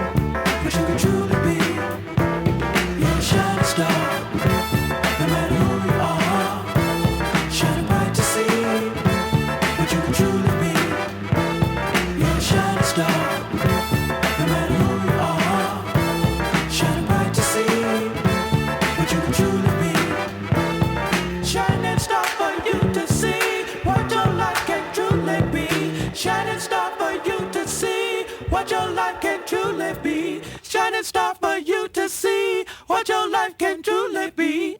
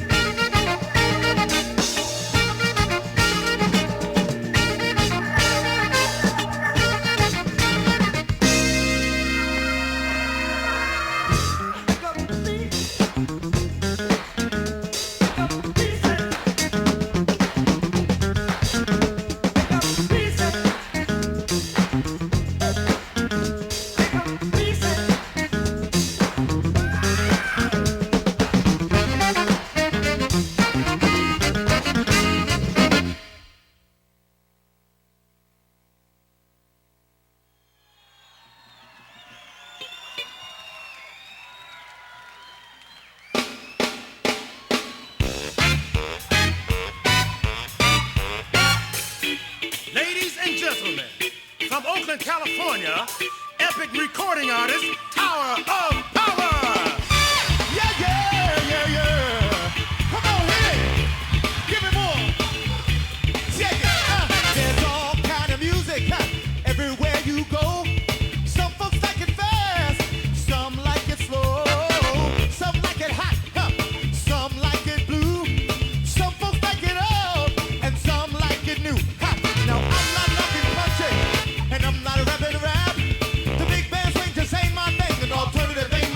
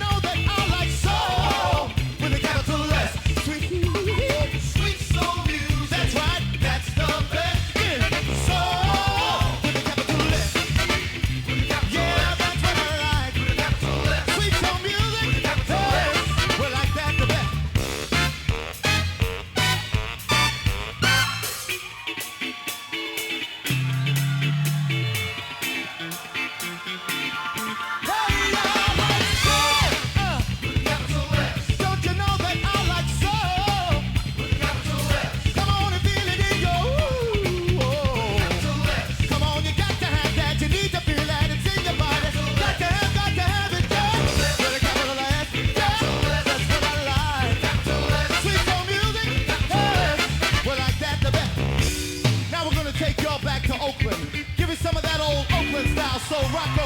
Hit him with that Oakland stroke, give it up. Hey, done found the stroke. Done found the Oakland stroke. Hey, done found the stroke. Done found the Oakland stroke.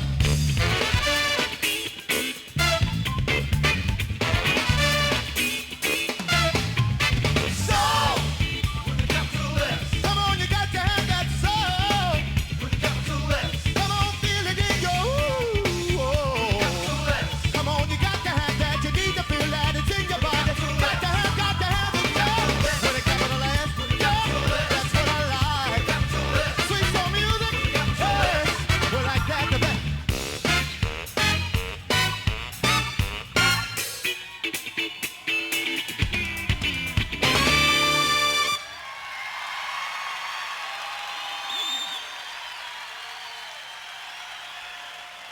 San Francisco, we like your style.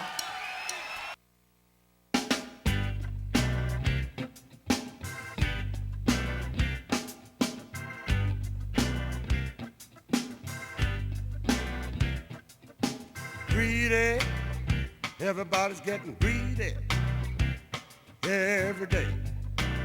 I mean in every way. Selfish, they're getting more selfish in every way. You heard what I said. No one cares if that brother lives or dies. Whether you like it or not, I'm gonna tell you why. Dope is running our country. Coke is running our minds. Ice is fooling our people. Stop, you know you can.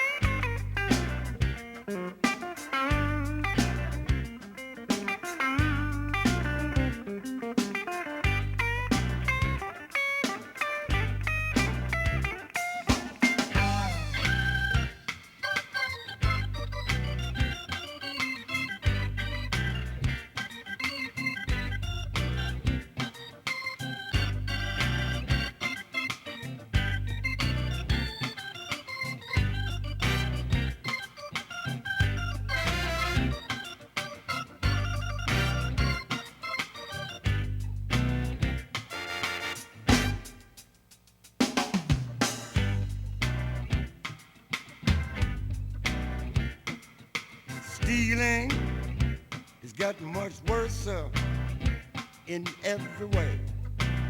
I mean every day. People like yourselves getting ripped off in every way. I mean every day. Nations getting lazy and laying down.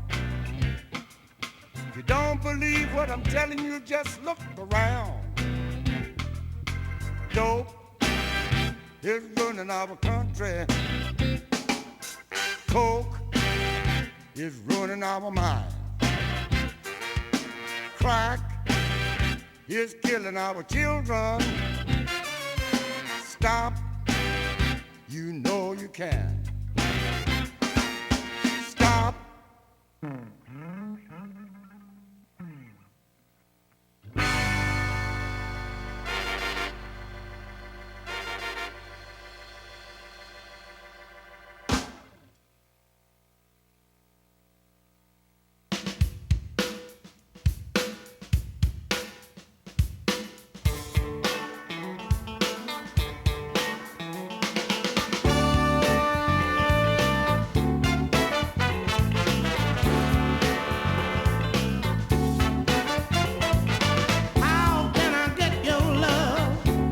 When you keep on snatching it back, tell me, girl, how can I get your love? When you keep on snatching it back, that's what I wanna know.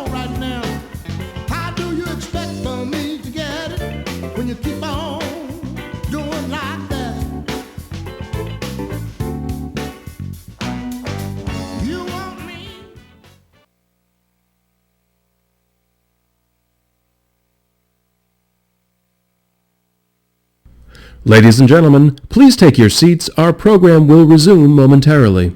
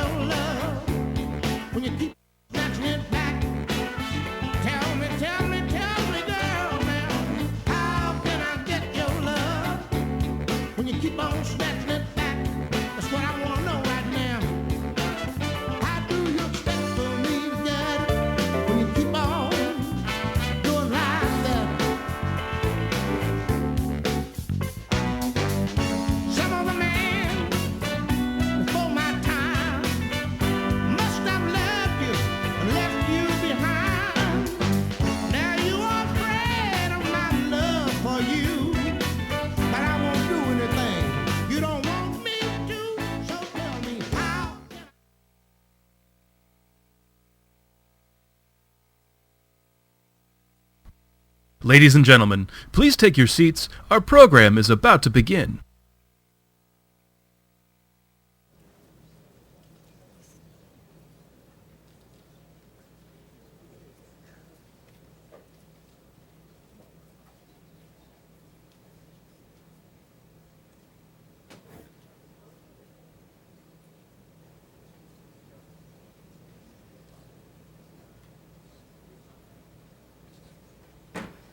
Some more bodies in the front.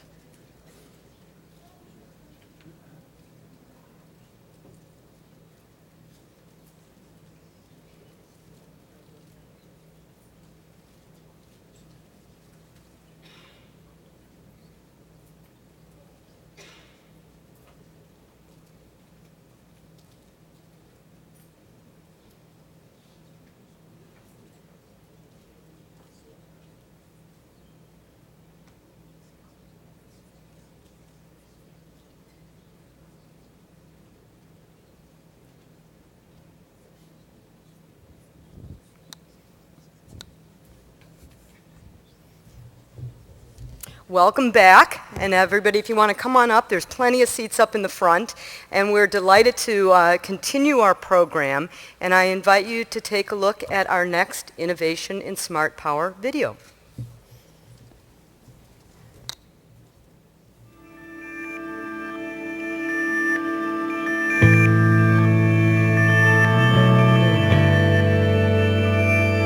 There are 6 million deaths a year due to complications arising from malnutrition. We're not going to solve world hunger, but we can make a serious impact on malnutrition. Manna is RUTF, that's ready-to-use therapeutic food, a peanut butter paste specifically designed for and prescribed to kids who suffer from severe malnutrition. It's peanut butter, milk, and vitamins in one pack. A 6-week course of Manna can bring a child back from the brink of starvation. This needs to leave our hands and get into a kid's hands.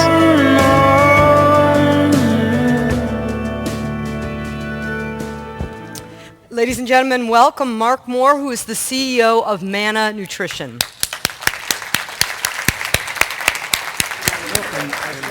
So Mark, I am looking at this very small packet, and one of the things I've learned is it's very innovative, it is very powerful, and very impactful, and I think everybody here thanks you for what you're doing.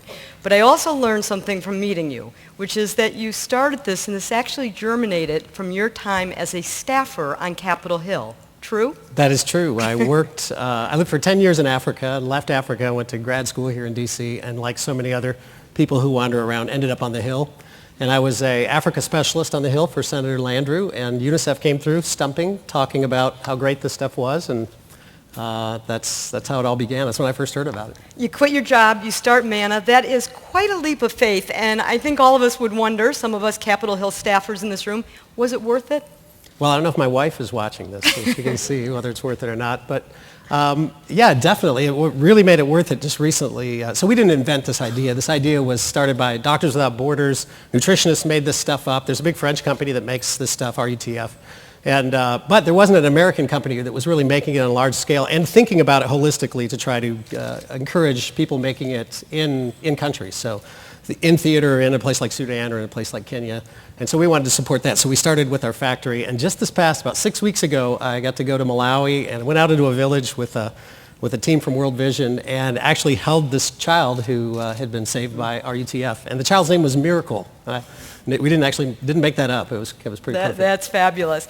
I, like many of the conversations we've had this afternoon, I am impressed with your successful model of the public-private partnership. And I wonder if you can share, again, I hear over and over again about nonprofits and businesses that saying, well, why don't you do it on your own? And is there a role for the NGO community that you're working with, and particularly the U.S. government? How important are these partnerships to your work at MANA? Yeah, well, first off, this isn't a functioning market. You know, a mother who has a malnourished child didn't wake up this morning with the cash in her pocket to buy food for that child. And so it's not a traditional market, so where the end user is actually going to purchase your product. It's like malaria bed nets or something like that. Or ARVs, when the U.S. government intervened and said, hey, we're going to get ARVs to Africa, and they saved millions of lives. And right now, a child dies every 6 seconds from malnutrition. Now, it's more than AIDS, it's more than malaria, it's more than TB, it's more than all of them combined. And the U.S. government stepping into a broken market like that and saying, we want to get engaged in that, to support that, whether it be through our military or through a whole host of interactions. It's just a great way for the public sector to partner with the private sector. So let me ask you, you've been a Capitol Hill staff, so you understand the political and economic realities here in Washington. These products are made in Fitzgerald, Georgia. If I came with you to visit with your neighbors in Fitzgerald, Georgia, would they be interested in this? Well, first off, never assume that a Capitol Hill staffer understands the political realities of Washington. But they do go to a lot of meetings, and they are generally good people who came for the right reasons. And you know, being in a small town in South Georgia, I'm a Yankee. I'm from Michigan, and drove down there in my rental car and ended up forming a partnership with this peanut butter company that makes like 210 different private labels. So there's likely you've bought one of their peanut butter brands. But what's been amazing is the town rallying around us, going down with Senator Isaacson and having him say, you know, this isn't charity. This is 35 jobs in South Georgia. This is taking peanuts, you know, and peanuts right now with allergies and all these bad things you can talk about, you know, need a good news story. And so I think people very much understand in our town, in Fitzgerald, that this is not just charity that we throw money away. This is very much a business proposition, but also the best of America. It shows that we're exporting our generosity, we're exporting our goodness, we're exporting our just kind of the American ethos in a very positive way. So last question. Tomorrow, Mark is, for us, is going to come to Capitol Hill with our state leadership, and you're going to, I understand, visit with the Georgia delegation. So what's your message to Capitol Hill that you want to tell about your experience with MANA? Yeah, it is basically, in a nutshell, support smart development initiatives that we've all seen the slideshows. I just went into an amazing budget presentation that would be good for all Capitol Hill staffers to see, by the way, if you could get to them.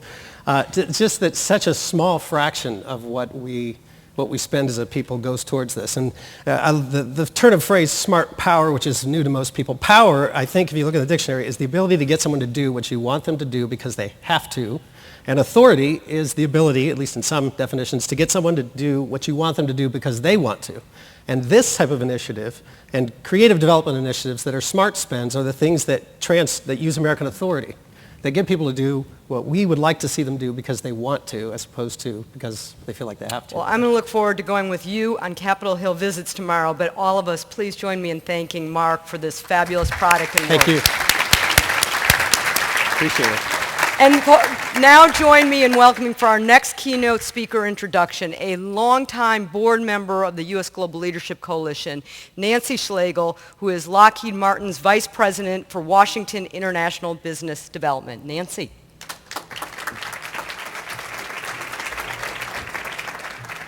Good afternoon. It's great to be here and see so many friendly faces. Nancy Schlegel, Vice President, Washington International Business Development, and as Liz said, a longtime board member on the U.S. Global Leadership Coalition. I don't even want to count the years. Tomorrow morning, President Obama leaves on a really important trip to Africa, a continent that is strategically important and has critical implications for the U.S. national security and economic interests. We're fortunate that we have a chance to have a real live preview by our friend Mike Froman this morning, just hours before departure. Mike Froman is no stranger to the U.S. Global Leadership Coalition. He's been on the forefront of international economic trade and development policy throughout his impressive career, both in the public and the private sector. Over the past 4 years, Mike has served with distinction as the leading voice in international economic policy at both the National Security Council and the National Economic Council. And he served as the U.S. Sherpa at multiple world summits. He was a principal thought leader and a driver in developing the President's Directive on Development, which seeks to elevate development as a key pillar in U.S. foreign policy. Ladies and gentlemen, please join me in welcoming a good friend, a smart and effective leader, and the newly confirmed United States Trade Representative, Mike Froman.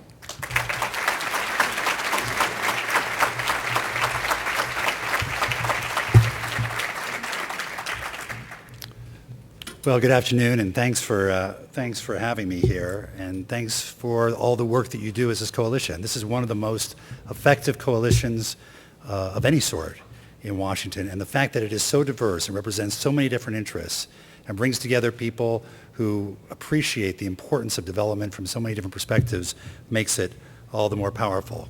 It's been a pleasure to work with you over the last 4 years in my previous job. You're getting me freshly confirmed. I mean, I literally was I was freshly sworn in. I was sworn in by the Vice President about a half hour ago before coming over here.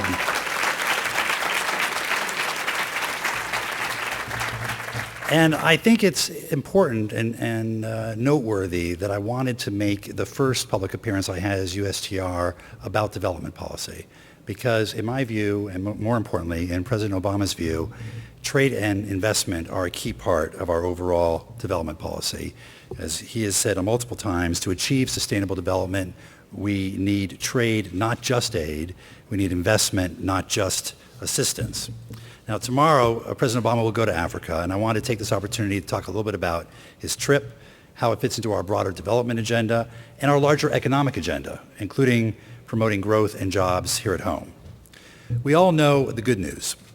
There's been a step change in growth in Africa in recent years, and the potential for future growth, particularly outside the resource sectors, is greater than it has been in generations. Trade within Africa is up, as is trade between Africa and the United States, but there is still tremendous upside potential. Today, private investment flows to Africa substantially exceed foreign aid flows. And Africa wants investors, particularly American investors. They like the fact that when American investors invest, they hire, train, and promote local staff. They invest in the communities. And they're focused on not just taking resources out of Africa, but also in investing in human resources in Africa as well. And American investors are beginning to hear that call. They're investing in Africa, and they're investing in Africans. $39.5 billion in U.S. FDI in sub-Saharan Africa by the latest figures. And on the ground, in more and more places, entrepreneurs are finding paths to prosperity and stability for their families and communities, including through exports. I'm talking about people like GM East Africa's Rita Kavashe, the first non-expat to become managing director of a major multinational business in sub-Saharan Africa. And she inspires young people across the continent to achieve even higher aims. And I'm talking about the woman in Dar who has successfully turned her single sewing machine into a global fashion business that supports her family and many other families in her community. Or the family I met in Addis who grew their local salt business into a major supplier of nutritional supplements, actually a competitor to Mana that you just saw, Plumpy Nut, and provides jobs and a more secure future for their children and countless others. In villages and towns and cities across the continent, success stories like these are emerging every day, especially among the young people who President Obama hopes to speak with directly during his trip. In many respects, the stars are aligned in Africa for sustained economic growth and substantial reductions in poverty. More leaders are investing political capital in their country's economic futures. mobilizing their own resources to put behind education, economic development, and transforming public health.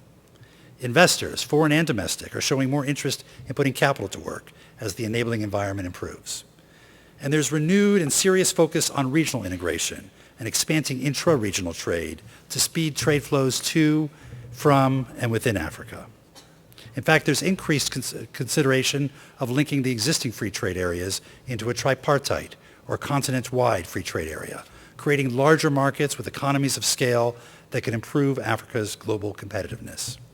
And in country after country where PEPFAR is doing its work, the tide of HIV and AIDS is receding. We're seeing gains in democracy, transparency, anti-corruption, and the rule of law, all key ingredients to the enabling environment for investment. There's a long way to go, but we're seeing progress in more and more countries around the continent.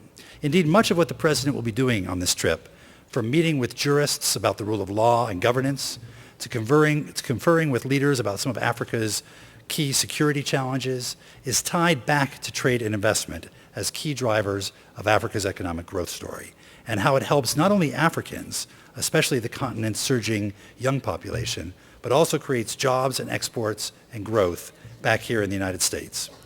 Keeping that context in mind, I just wanted to talk through a few of the key areas that the President will be focusing on. Let me begin with food security, as the President's first stop in Africa will be Senegal, a key partner in our Feed the Future initiative and one of the countries preparing to join the new Alliance for Food Security and Nutrition, which President Obama launched last year at the G8 Summit in Camp David. There, he'll meet with ministers of agriculture, NGOs, and agricultural entrepreneurs to discuss what needs to be done, including through Feed the Future and the new alliance, to spur greater agricultural productivity. Feed the Future focuses on smallholder farmers, particularly women, and supports partner countries in developing their agricultural sectors to spur economic growth that increases income and reduces hunger, poverty, and undernutrition. This program reflects the President's commitment to achieving concrete results. In Senegal and the 18 other Feed the Future countries, more than 7 million strong smallholder farmers have adopted improved agricultural technologies or practices. Nearly 4 million hectares of land are under improved cultivation and management practices. The new alliance aims to achieve sustained and inclusive agricultural growth and raise 50 million people out of poverty over the next 10 years. It combines the commitment of the countries in the region to reform their agricultural sector with the commitment of donors to provide both the assistance and the tools to mobilize private capital, and then that in turn leverages private sector investments. The new alliance has already mobilized more than $3.7 billion in private sector investments in the priority countries, and more than $1 billion in NGO commitments. And it's expanded from 3 countries to 9, with more like Senegal poised to join later this year. Now let me be clear. These commitments are not generally philanthropy. They're not corporate social responsibility, as important as those are. These are hard-headed, for-profit, market-oriented, risk-adjusted return-oriented investments. And in our view, if we're to achieve sustainable economic development, investment must be the driver. In Africa, we want to seed the next generation of BRICS, the emerging economies, which will not only be able to lift their own people out of poverty, but contribute to global growth as well. In many respects, the new alliance is a model for our development policy, combining government reform, donor commitments, and private investment. It's an approach that can inform other sectors as well, and I'll say more about the energy and power sector in a moment. But its animating spirit is to mobilize private capital. We've taken that to heart in the Obama administration. In the last 4 years, we've committed more than $7 billion in supporting private investment and trade, $3 billion in investments from the Overseas Private Investment Corporation, or more than $4 billion in trade finance from the Export-Import Bank. This weekend in Johannesburg, Valerie Jarrett and I, together with Fred Hochberg, Elizabeth Littlefield, and Lee Zack, will convene leaders from the business and investment community from Africa and from around the world to talk about how to mobilize capital and improve the business investment climate.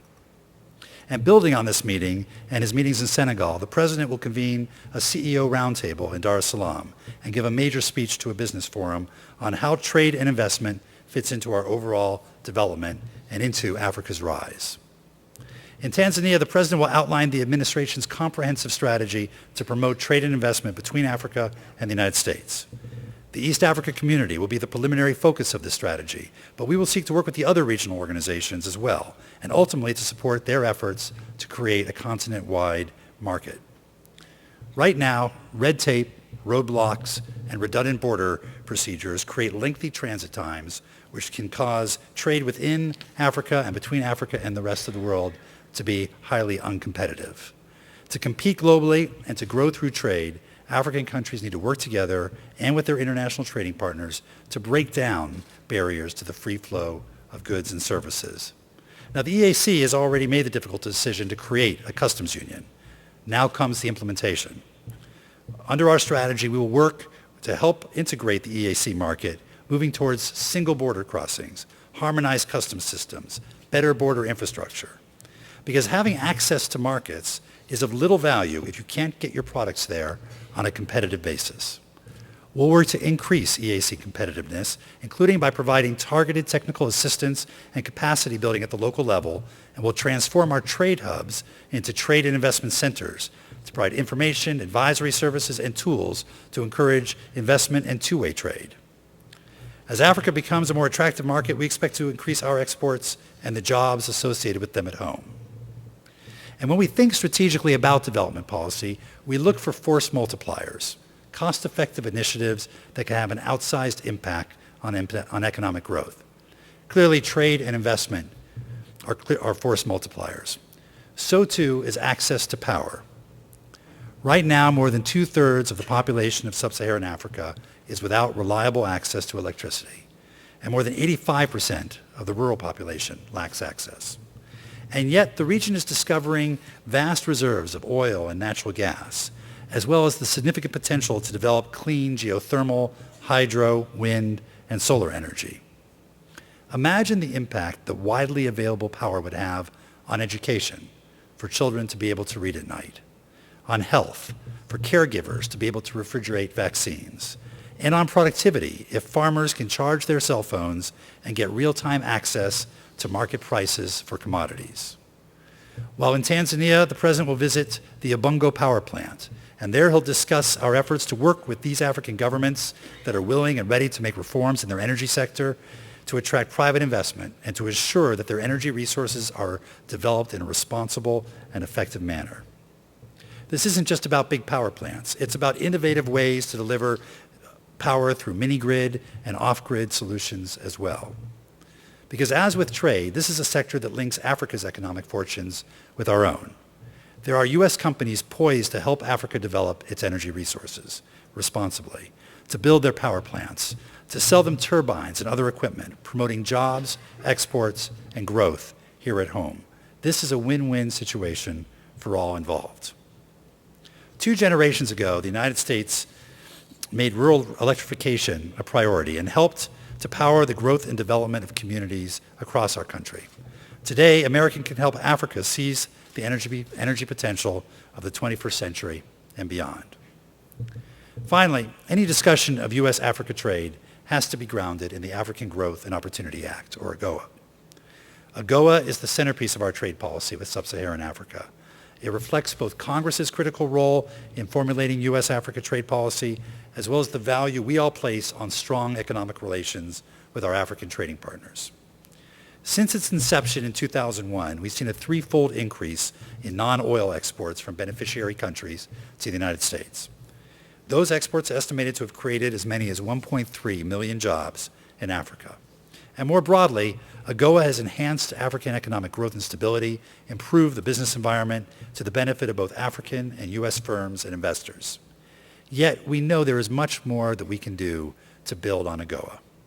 That's why the administration committed earlier this year to intensifying discussions with Congress and our trading partners, as well as U.S. and African stakeholders, on how to ensure that AGOA achieves its potential as we look forward to its seamless renewal before it expires in 2015. We'll have a great opportunity to discuss our shared goals for AGOA in August at the AGOA Forum in Addis Ababa. Let me leave you with this final thought about why the President is returning to Africa this week. A decade ago, The Economist declared Africa a hopeless continent. More recently, they published a cover on an Africa rising. In this administration, we believe in Africa's progress and its potential. but we know that it is fragile and uneven. We know that today's gains could be lost tomorrow without adequate support and institutionalization. We want to be on the side of those working to make those gains irreversible. We're on the side of that woman in Dar. We're on that side of the family in Addis. And we're on the side of every government official and civil society activist promoting good governance and striving to make democratic institutions work. There's much to do to keep Africa on the rise. This is a long game, and President Obama and his administration are very much committed to this effort. And I know the U.S. Global Leadership Council will do its part as well. Thanks very much.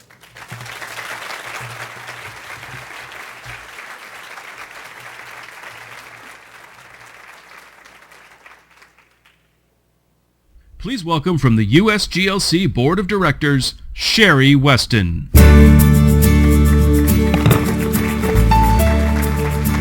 Good afternoon. I'm Sherry Weston. I'm Executive Vice President of Sesame Workshop, which is the nonprofit organization that produces sesame around the world, and I'm a proud member of the board of USGLC. Now, it may seem odd for you all to have someone who's used to introducing Muppets to be introducing generals and admirals, but Sesame Workshop is more closely aligned to the U.S. military than many may know. Most recently, we created an initiative that we're very proud of to help military families cope with the challenges of deployment, of loss, and injury. But it's really through our international work where we're investing in development and diplomacy around the world that I think is most closely connected. You see, we've created local adaptations of Sesame Street. It's not the U.S. version, and they're seen in countries all over the world, but in many regions of conflict, most recently even in places like Pakistan and Afghanistan, where we're teaching not just literacy and numeracy, but lessons of tolerance, respect and understanding, and conflict resolution. Because we believe that improving the educational outcomes of the world's most vulnerable children is a matter of both national and global security. So I'm very pleased to be here today and to introduce our panel to discuss the military voice in support of civilian tools of global engagement. The USGLC is especially proud of its association with the military community, and specifically with the over 30,000 veterans who have signed on to the Veterans for Smart Power, and are members of a distinguished National Security Advisory Council, now numbering nearly 140, 3- and 4-star generals and flag officers. But before our program begins, we'd like to take a moment so you can hear from some of our veterans for Smart Power in their own words.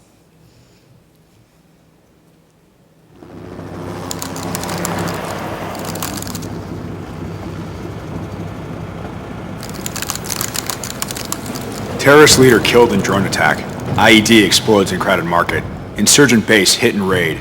These are the kind of stories that make headline news back home. During my time overseas, I've seen what true heroism and sacrifice looks like. What never seems to get reported is the job our civilian workers do, the aid and development experts, the diplomats who are essential to keeping our nation safe. They build schools and help local farmers to grow more and get their products to market. They give people hope for a better life, armed with books, medicine, and a path to economic growth.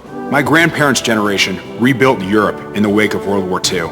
My parents' generation defeated communism by showing the world that America was a force for hope and moral strength. Today, global development and diplomacy continues to provide that strength and hope, and make it less likely that my brothers and sisters in uniform will end up in harm's way. I'm certainly not the only one who shares this view. Take, for instance, former Defense Secretary Bob Gates. Development is a lot cheaper than sending soldiers. Former CENTCOM Commander General James Mattis. Because if you don't fund the State Department fully, then I need to buy more ammunition, ultimately. Supreme Allied Commander Admiral James Stavridis. So I think the idea is not hard power or just soft power. It's finding that dial and setting it right so that we can support the development community. And nearly 150 of our most senior retired commanders, 3- and 4-star generals and admirals who have called for a smart power foreign policy, including General Colin Powell, General Tony Zinni, General George Casey, and General Hugh Shelton.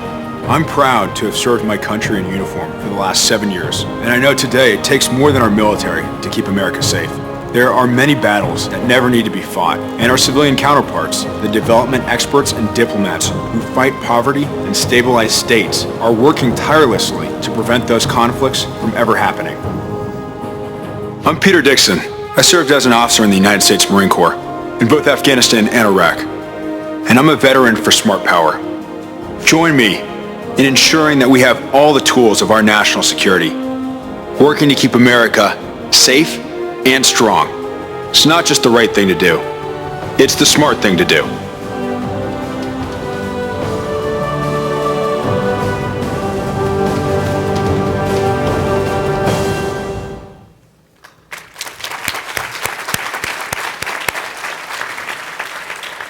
And before our panel begins, I'd just like to ask for any of the veterans in the audience to please stand so we might thank you for your service.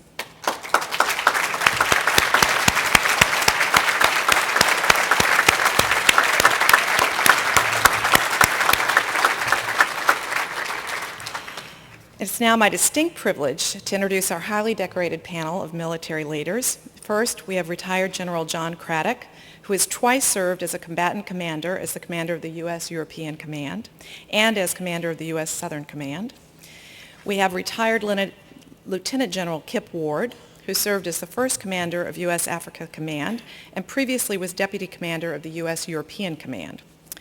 And we also have Vice Admiral Robert S. Harward, currently serves as the Deputy Commander of the U.S. Central Command, a command that is responsible for 20 countries, including many of the today's hotspots, such as Iraq and Afghanistan.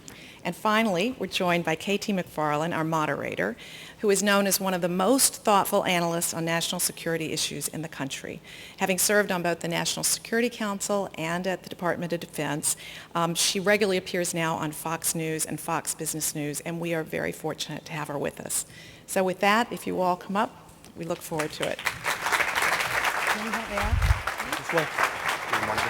Excellent. Thank you very much. Thank you. Good to see you. Thank you very much. Nice to meet you.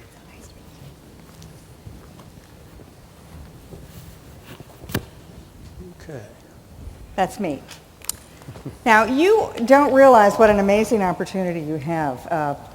The biggest supporters of what you do are guys like this. And in the last 10 years, our military, particularly our combatant commanders, have understood that, as they say, you can't kill your way to power. You can't kill your way to success. So we've got an opportunity now to hear from the three guys who are combatant commanders. Now what that means is the military stands up, and we will have a map in a minute to show you what combatant commands are. But the military has a number of commands. The combatant commanders are the tip of the spear. These are the people, men who are responsible, and someday women, who are responsible for the United States military forces in large parts of the world. And so I want to ask you, because you don't really have a lot of experience. I saw how many veterans stood up. Most of you don't really know what these guys do, so we're going to ask them. I wanted to start with, I think we'll start with you, General Craddock. Let me ask you about what a typical day is like in the commands that you've had, in the European Command as well as in the Southern Command. Mm-hmm. What's your day like? Well, thanks, first of all, KT, for the opportunity to be here and for that question. And to the Global Leadership Coalition, I certainly appreciate the time that we'll spend here today with you. In the interest of full disclosure, I must say that it's been several years since I left U.S. Southern Command, a few less since I left European Command. And my wife is prone to tell me over and over again, as the older I get, the clearer and clearer are the recollections of things that never were. So I'll do the best I can here with you today. U.S. Southern Command, 1920 countries, Caribbean Basin, Central America, South America. Every day was a challenge, and it's a different challenge from my colleagues sitting here on the stage with me, in that I believe what you will hear from them is more of an issue of nations in their region with national security problems as well as public security problems, military and police, different threats. Southern Command, by and large, absent a couple of countries who had some border issues, was basically issues with transnational organized crime threats, and it was a public security issue unless the public security resources were unable to counter these transnational threats, this organized crime threat, read traffickers. Then it got to be national security level. and different resources were applied from different angles to counter that. So my day-to-day was, first of all, security cooperation. Large title, what is it? It's a lot of things. It's promoting security from the perspective of national security, and where possible, with authorities granted, promoting public security, moving into the policing realm if there was a threat to the national security in a specific country. And we had a couple of those in Southcom. There was also promoting and enhancing stability. How did we do that? In many ways. Through interface with the U.S. mission, with all of the different representatives of U.S. departments and agencies at the mission, seeing how we could leverage our capability in the Department of Defense in certain areas where others do not have capability to make enablers, as I heard the term earlier, enablers for them to be able to do their job better, easier, with more lasting, greater impact. And then promoting prosperity to the extent we could do that. At one point, I was on the Hill as the commander of U.S. Southern Command, advocating for the Central America Free Trade Agreement. Because if trade enhanced, prosperity enhanced, that would mean we would further security. The reason that people turn to alternate forms of government would be reduced, and it was a win-win proposition. So that was by and large a day. Now, if you look at it cyclically throughout the year, we had training exercises. That's in the security assistance, where we try to enhance our friends and allies and neighbors' military capability. We would plan those, we would prepare, we would conduct, so we were always in a cycle of training exercises. We also had both planned and reactive humanitarian disaster response. We would plan exercises in disaster response. Unfortunately, because of the nation, we would have to respond to disasters and provide our capability. And then also the humanitarian assistance, which in my judgment was the greatest return on the investment that we made in U.S. Southern Command, was the conduct of humanitarian exercises and providing medical capability exercises with MedCaps, we called them, or dental or veterinarian, to the rural parts of the nations of the region. And so that kept us busy all the time. Great. That was an easy day, right? Now we're going to ask a guy, General Ward, whose responsibility was to set up and to stand up, it's called in military terms, the Africa Command. The United States didn't have a military command devoted just to Africa until General Ward took over. So what was an average day for you like? Oh, I think I'll concur with John. First of all, it's great to be here this evening, and I guess you've had a great day. We've already told how wonderful the previous speakers have been, so we know we've been set up, and nothing is between you and the rest of the evening, whatever that is, except us. So we'll try to enlighten you as best we can, understanding that nothing will work at this hour today, but we'll do our best. First of all, it was an absolute pleasure and joy to establish a command for the first time that caused our nation to recognize a part of the world that had an importance to it that we still don't quite understand, but clearly a step taken to recognize the importance of a part of our global commons that will mean so much to us today, but importantly, 20 and 50 years from now. So as we endeavor to create a command to stand up AFRICOM such that as it endeavored to ensure our national security interests, but at the same time related to our partners and friends on the continent in ways that they understood, we were certainly faced with a daily set of opportunities that we were all who are part of that endeavor very, very happy to be associated with. We had to build a team. We had to establish relationships, both here in the United States as well as with our friends on the continent of Africa. We had to establish relationships with our friends around the world who had likewise interest on the continent of Africa. We had to ensure that those things that were being done, as General Craddock mentioned, the military activities, building partner capacity, the various humanitarian exercises, things that we were doing complemented the work that was already being done on the continent by those who we were here to evening to talk about, our partners who were responsible for development, and as well as those diplomatic efforts that helped guarantee security.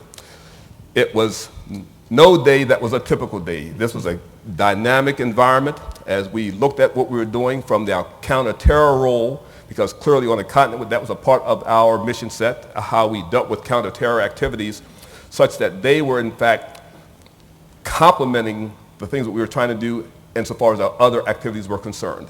So putting all that together with a very diverse and new team, teammates from across our government, teammates from across our services, teammates that were from across our private sector who already had interests on the continent, causing them to understand as best we could that we were there to be a force to support, assist, and reinforce their efforts as opposed to a force that was there to take over their efforts. So as we worked to do this, as we worked to build a team of sailors, soldiers, airmen, Marines, Coast Guardsmen, civilians, causing them to know that we were in fact working in ways that complemented every other member of the team. This business of partnership, of teamwork, all working together to help create a term that I call stability. Because when you have stability, then our national interests are in fact being served in the best way possible. So those days were days that were long, they were days that were complex, they were days that were different from one another, and they were days that were filled with the hope of a tomorrow because of our work on a continent that up to that point in time had been fragmented through the work of 3 separate commands, now being focused with the attention of a single command. I think it's important to note that what General Ward did when he set up and stood up the Africa Command, it's the first time that the United States military has from the very beginning incorporated in the civilian element into your I command. believe I saw my initial civilian deputy here. Where's Ambassador Mary Carlin Yates? Oh, there right she over is. here. Hey, Mary. That's exactly right. We had, first time ever from the outset, Deputy. a civilian deputy with the command, and invaluable. I guess you must have done a really good job. Congratulations. Now, I want to turn to probably the hardest working guy on the planet. Admiral Harward, you're the Deputy Commander of Central Command. Now, that sounds like it might be easy, right? It's countries like Afghanistan, Pakistan, Iraq, most of the Middle East, Arab countries. I can't imagine there's ever a typical day for you, but try to walk us through some of the challenges you face. Well, I'm just encouraged, KT, you and your predecessor, neither one of you mentioned Syria to start off. Oh, right, Syria! We're going to get to that so in a we're minute. off to a good footing. That's but, your second question. I would tell you I'm honored and happy to be here today, and I'm encouraged because the preponderance of the last 12 years I've been in Afghanistan and Iraq, where I was commonly referred to not only by my counterparts in the Afghan army as a general, but also my American bosses such as Dave Petraeus and Stan McChrystal just called me general and told me to get over it, so to speak. So to be here with my 2 Army brothers, but more importantly, to be here with the mother of a naval officer and to be with the Navy family where we're on an equal setting here is encouraging. I have a feeling that as a Navy SEAL, he can hold his own in any company. As you know, we're coming out of 12 years of war in Iraq and Afghanistan. We're finishing the transition to the government of Afghanistan here, and that will occur. As you know, we just handed over security milestone 13 this week, and we're moving forward to the final transition through the end of 14. And I'm encouraged when I see young officers like Pete Dixon, you had the video, those individuals who have worked from the bottom up with all the elements of power, nonprofit organization, NGOs who understand the granularity and all the capabilities they bring to the field. And I've seen that the past 6 years mature in a way like could not happen in a top-down approach. This had to happen on the ground where those people doing the work had their fingers in the ground working together to understand it. Because as we come out of these 2 conflicts, my crystal ball is batteries have run down. I can't tell you what it's going to look like next year, the year after, but I know we're going to need that same understanding at the tactical and operational level to do the things we need to do to prevent conflict. Unfortunately, the experiences we've learned over the last 12 years or so have been post-bang. We need to codify, implement those procedures and that capability that the Department of Defense brings to bear in this partnership to avoid the bangs. So I'm really focused on the work you're doing and how we codify that, develop those techniques, procedures, and training to ensure we move forward leveraging what we've learned the last 12 years. CENTCOM's very focused as we look at some of these areas such as Syria right now. Today I don't want to talk about current operations, but I will talk about what we've learned and where we're going and how we're going to have to bring that capacity to bear to meet our national security objectives. Great. Well, I'm going to ask you that question in a minute. General Ward talked about especially having an ambassador as his number two, talked about U.S. government employees, whether they were military or civilian. I want to ask you, General Craddock, especially in your position in Southern Command, where you were dealing with Latin America and South America, you had to deal with humanitarian disasters, humanitarian relief, and you often had to work with a flurry of NGOs, non-government organizations, people who maybe didn't even think very well of the United States military. How were you able to pull all that together? Sometimes quite difficultly. Let me use for an example storms that moved into Guatemala while I was down at Southcom. What we were able to do was not fix the problems created, mudslides, villages completely covered, bridges washed out, people without food, power, but we were able to bring capability in for others who do that. We quickly could bring in at a moment's notice, and all the ambassadors knew this, that we had the authority for 72-hour response without further authority from the Department of Defense. If they call and they have a problem with life and limb, indigenous people of the nation, then we could respond. So we could move in command and control. We do that pretty well. We could move in communications so that we could provide communications to NGOs, government agencies, indigenous nation, host nation folks, so we could at least coordinate the effort. And then transportation capacity. Helicopters, fixed wing, and we could move a lot of stuff, whether it's medicines, foodstuffs, whatever the case may be, to large airport locations, capital cities, and then forward into the countryside wherever the emergency exists. The first thing was to get people on the ground, open up with the chief of mission, ambassador, find out what he needed, where he needed it, and then use the ambassador's capability, the embassy, the mission, as the nexus of all the support provided. If we go out on our own, we're going to get it wrong. We have to coordinate the effort through the host nation NGOs, international NGOs, oftentimes come in a little bit later, but with incredible, enormous capability, and we're there then to be able to move that forward as required. I want to go and talk about Africa. When you set up the Africa Command, and as you know, you pointed out, you had the civilian component as well as the military component. Look at the flashpoints of the world today. Your job, as you said, was to prevent conflict. How are we doing in places like Mali, for example, or in other parts of Africa, or other parts of the world? This is a partnership, KT.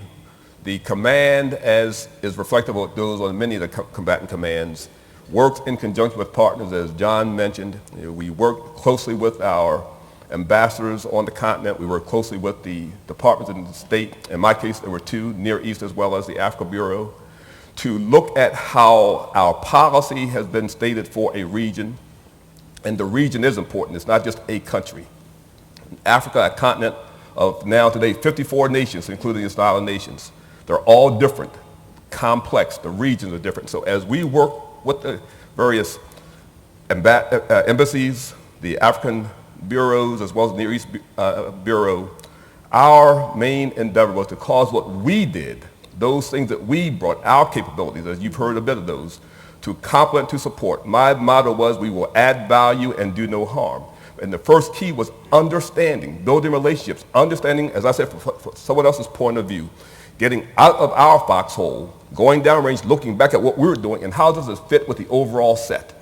And that understanding, as we worked, was an understanding that we were able to use, hopefully, to help bring stability. Not perfect, but it is a reality that things are improving and are getting better because of how we are coordinating and complementing the capabilities that we bring to a particular area in accordance with our national interests. And that coordination and complementarity comes through our defense work, our development work, our diplomatic work, working in ways that are harmoniously creating an impact that clearly is in our best interest as Americans, but equally important, being seen as in the interest of our partners and friends on the continent of Africa, so that they see our work as also being beneficial to them in their further development, increasing stability in their homes.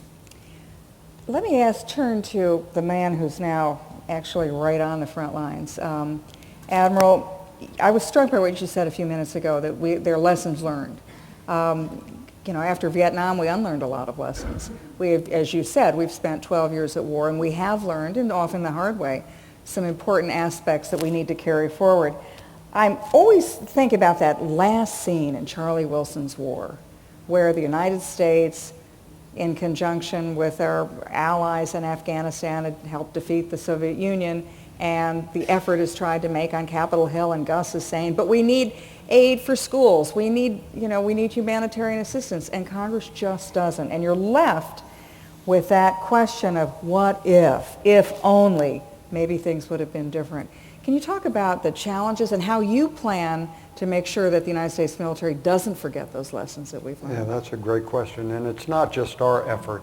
I think we've bred a whole culture within the other elements of power in the U.S. government and understand that. I think of ambassadors like Ann Patterson, who served in Pakistan. We work closely together on border issues, who's now the ambassador to Egypt, who was the forefront in working with Congress on how to move forward with foreign military sales, foreign military funds. She became the main spokesman.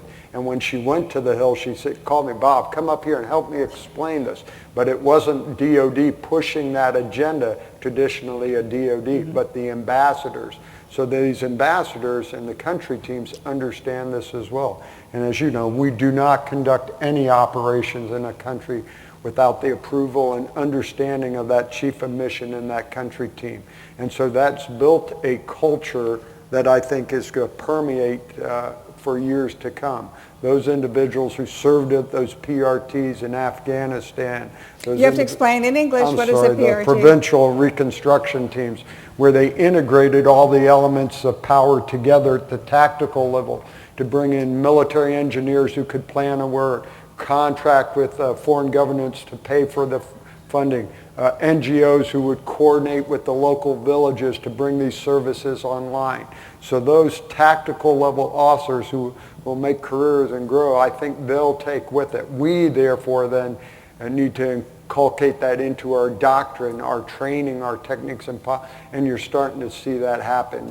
If you look at some of the manuals General Petraeus and General Mattis did on COIN, you're now starting to see, I'm sorry, counterinsurgency operation.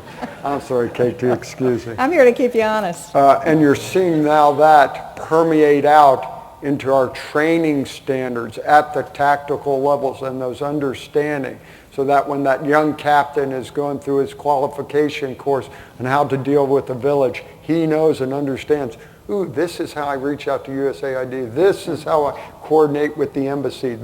He's aware of with that. I can tell you, up until my operational level of war, I had no understanding of that at all. We've bred a whole new generation who understands the value and capacity all of these organizations bring together. And I hope that's happening in those other organizations as well. So I'm optimistic. And we'll have to see how it plays out here. Okay, we're going to turn this over to questions from you, but before we do that, I want you to understand these guys have 3 and 4 stars on their shoulder. A young seaman or a corporal is going to look at these guys and his knees are shaking so much he can't even talk. So we're going to try to make them sound warm and fuzzy and ask them a couple of personal questions in a rapid fire. General Ward, since you're sort of scratching your nose over there, I want to ask you, what books are on your nightstand? What books are on my nightstand? And we don't want to hear Thucydides and Encyclopedia Britannica. No, that's not they. The Bible's on my nightstand. I read the Bible. My manuscript is there in preparation. It's a work in progress. But I guess you're talking about other sorts of books as well. That's enough. We'll all buy the book when it comes out. There is one, though, one that former Deputy Secretary of Defense Gordon England, he and I both from Baltimore, and we're old Baltimore Colts fans. I don't know anything about the Indianapolis Colts, the old Baltimore Colts. So I'm currently reading Johnny Unitas, which is a great quarterback for you youngsters. There you go, Johnny Unitas. So, I want to ask you, General, if you're about to be deployed overseas again, the president calls and says, we need you, General. What are you going to do for that last meal that you have before you go anywhere? Have it at home with my family. This is a man who obviously has been married happily for a long time. Indeed. Admiral, what about you? What books are on your nightstand? I'll tell you one that's really got my interest. There's certain books over the last couple of years that have really, you need to read to understand where we are. And the one that's gotten my attention lately is by Michael Oren, the current ambassador, Israeli ambassador to the U.S., Power, Faith, and Fantasy. And it really understands how we got into the Middle East, what our foreign policy, and I think in line, a very good understanding of why we're doing the things we're talking about here today. It's a riveting read. A part of the world that really goes back 4,000 years. That's and correct, a conflict Kathy. that you may be new to, but nobody else is. I want to throw this open to the audience. We have microphones standing in 3 points. We obviously have people already lined up. And let me start over here. And if you say who you are, what organization you're with, and if there's anyone on the panel you want to throw your question to. And remember, I'm in television, so I know how to cut people off. Okay, my name is Julius Coles. I'm at Morehouse College. I want to direct this question to General Ward. General Ward, there's no doubt in my mind that you were very much civilian-oriented in your mission when you were head of AFRICOM. I wonder if you feel that the mission has changed since Libya, and then all the developments in Mali, and then with the recent announcement of establishment of drone base in Niger. If the mission has changed, if the Africa Command is equipped to handle the new mission? Thank you. Well, the command has always had as a part of its mission set those things that traditional combatant commands also do. When the command was stood up, the focus was on some of these other things, and so therefore the notion that we would be doing these sorts of things that are being headline today wasn't a part of what was publicized. The command has at its core capabilities as any other combatant command, but it also looks to do those things in a way that also highlights the importance of, as we are addressing here, those other parts of our national elements of power that are truly the long-term guarantors of stability. And so while the focus seems to be on today what has gone on in places like Mali and Libya and elsewhere, to be sure, their focus still remains on those other military-to-military activities, those developmental activities that the military can support and enhance, as well as those sorts of things that go into helping to build a more stable environment because of the complementarity of our functionalities. And so is the command totally equipped to do that? I think the command, we continue to go through a process of amassing those sorts of capabilities, but I have no doubt in my mind that if they are required, our national command structure is such that through the apportionment of forces and the decisions to dedicate forces or capabilities to the command, that would in fact be present and would be there. I've got to interrupt at this point and say that the only people who aren't ranked 3- and 4-star admirals or generals are cabinet officers, and we have a cabinet officer who is standing by ready to talk to you. I am sorry that all the questions that all of you have lined up to ask, I'm going to just speak on behalf of my colleagues on this podium and say I'm sure that they'd be delighted to maybe answer your questions in private after the program. But right now we have got to exit so you can listen to the Secretary of Treasury.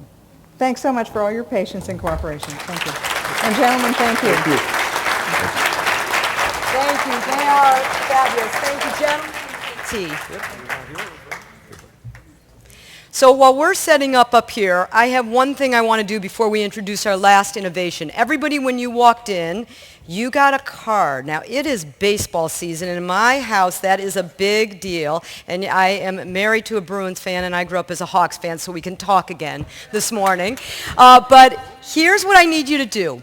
We're talking a lot up on the stage about smart power innovations with some pretty big name companies and NGOs. But all of you have statistics to tell. All of you have a story to tell. And on your own baseball card, your Smart Power All-Star card, please take a moment, fill out on the back, and tell us your story. Tell us what you're doing, what impact you're seeing, and kind of impact that you're having on development and diplomacy.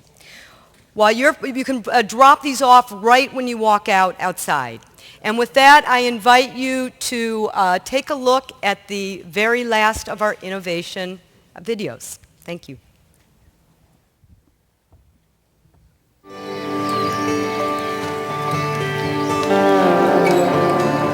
3 billion people use biomass, so wood, dung, charcoal, agricultural waste, and they cook those on very rudimentary open fires. That smoke kills roughly 2 million people each year, mostly women and children. So that's double the number of people that die from malaria each year.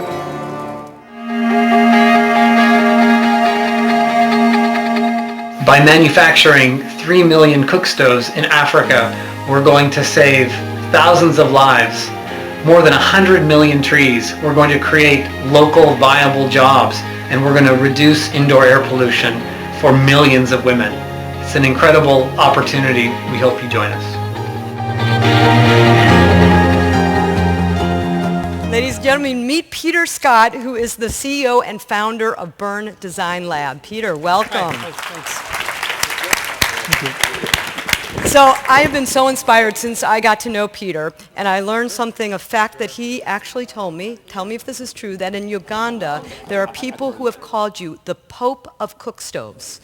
Is that true? It's true. Actually, someone recently called me the Mick Jagger of cook stoves, so I've been demoted or raised up, depending on your view of Mick Jagger. So tell us what impact these are having out in the world. So if you went to an urban slum in Kenya right now, you'd meet women who are spending $500 a year to purchase charcoal to cook food every day for their family. And so that's an economic disaster for them, but also an ecological disaster for East Africa. It takes about 10 tons of wood to make a ton of charcoal. So when we come up with a new stove like this that uses half the amount of fuel, it means that that woman now has $250 she can spend on food, clothing, school, start a small business. So it's truly revolutionary for those women. And people aren't bringing new revolutionary things to women each day. So when you bring this to them, they put blessings on you and you get to go to heaven. Well, I remember when Secretary Clinton announced her big initiative around cook stoves and pledged that by 2020 to impact 100 million households. One thing that's interesting about what you're doing is Burns is using a different approach. And can you share with us how you're making lots of different models and what you're doing different from others? Sure, absolutely. So our approach is that we do local manufacturing. So we're setting up local manufacture in Kenya, in Congo, and other countries in sub-Saharan Africa. And we're partnering with General Electric and U.S. Overseas Private Investment Corporation, OPIC. And so what we do is we say, what is America great at? It's R&D, creativity, modern manufacturing. That's our core competency. We're not going to make the stoves in the U.S. Let's make them in the country near point of use. So that I think it's sort of different. Other people are looking at making them in China, perhaps, and exporting one single model. We're saying part of the interesting, fun challenge of this is coming up with a stove that works perfectly for women in, for example, in East Africa. If I change the stove diameter by, say, 1 centimeter, this stove won't work. So I have to tune it perfectly for the East African context. What I love about it is saving lives, making some economic difference back home in Washington State where you're from, and also making real economic growth around the world. Yeah. One of my questions is, you mentioned OPIC, and obviously we're here in Washington very focused on how U.S. government is partnering with companies like yours to make a difference. How important are the U.S. government partnerships and the NGO partnerships in your work? Yeah, I mean, obviously OPIC was OPIC was life and death for us.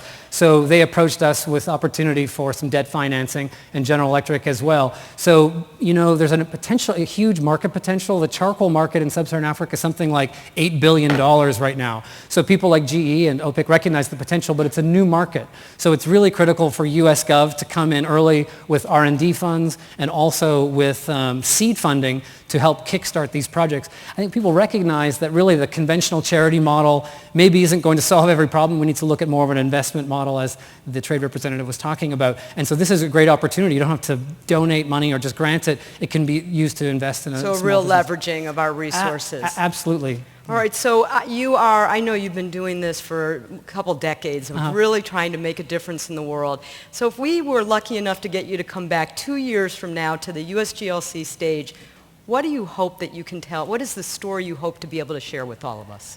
Yeah, well, that we've established our factory in Kenya, and it's made a couple 100,000 stoves in the next 2 years, and we've also established facilities in Congo and in Ethiopia. And you know, one of these stoves can save about 5 tons of wood per year. So yeah, we're looking at saving tens of thousands of trees between now and 2015. Well, we're all going to root for you, and please join me in thanking Peter for the fabulous work that he's doing. Thanks a lot, Liz. Cheers. And to introduce our closing keynote speaker, please welcome back to the stage USGLC Co-President Bill Lane.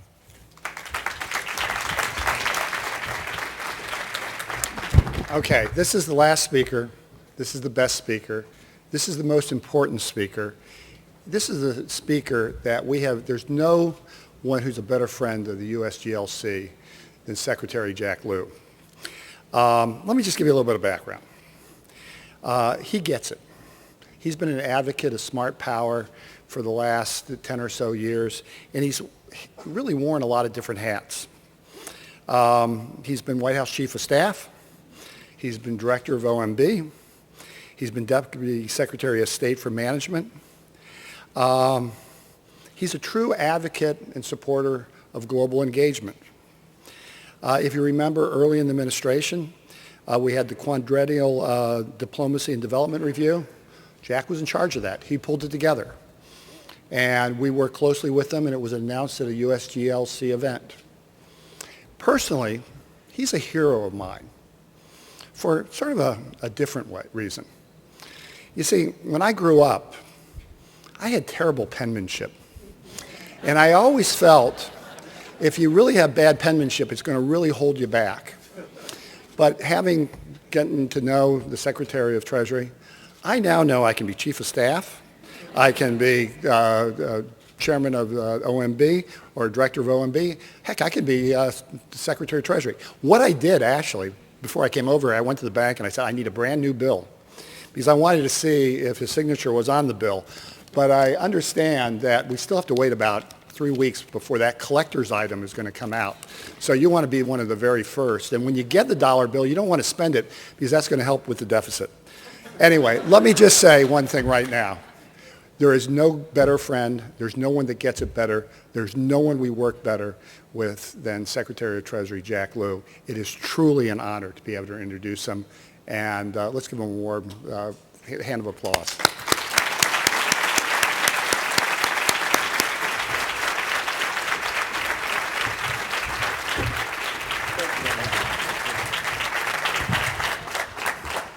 And I have the great privilege of talking to you up here. I mean, I don't know that he gets it. That's pretty good. I have good news and bad news for you. Where do we want to begin? The good news. I had a chance at GW today to talk to a group of high school seniors who all want to go to college, 40 of them. They actually want to be journalists. They want to come and make your life really pleasant. And I said, who here knows who Jack Lew is? And the good news was, several of them raised their hands. The bad news? The bad news is it was after I said, he's the guy with that sort of loopy signature thing. But they knew. They're following the. So I heard you say back that we're actually going to see your new signature when on these bills? In the fall. In the fall, starting on? The $5 bill. A collector's item? Well, I plan to use mine. All right. Well, we have a number of very interesting questions that have already come over Twitter and from some people in the audience. I want to start by thanking you for being here.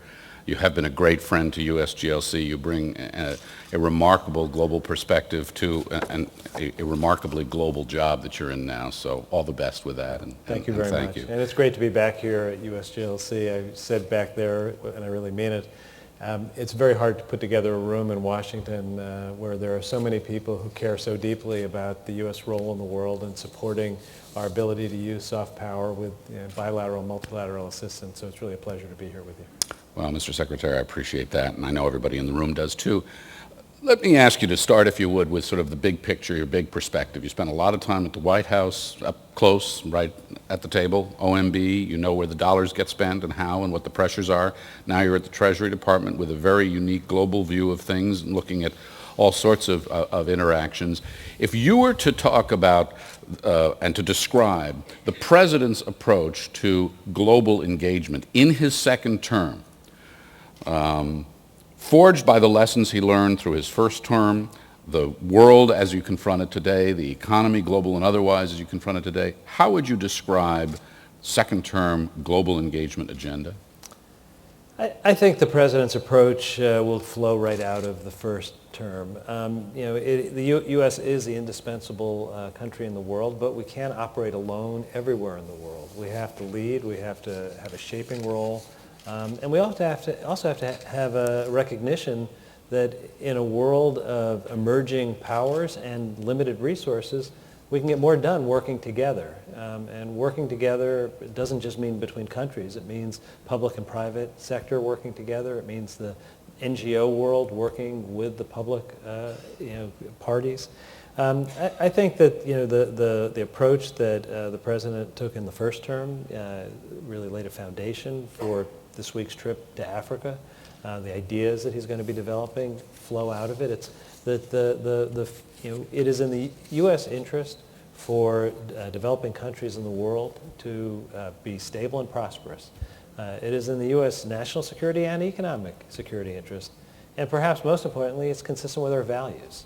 To have a world where people starve because they don't have the tools to plant crops and grow food when the tools are available, especially in many parts of the world, because women are 70% of the agricultural workforce, but they're not able to own land often. They can't buy fertilizer.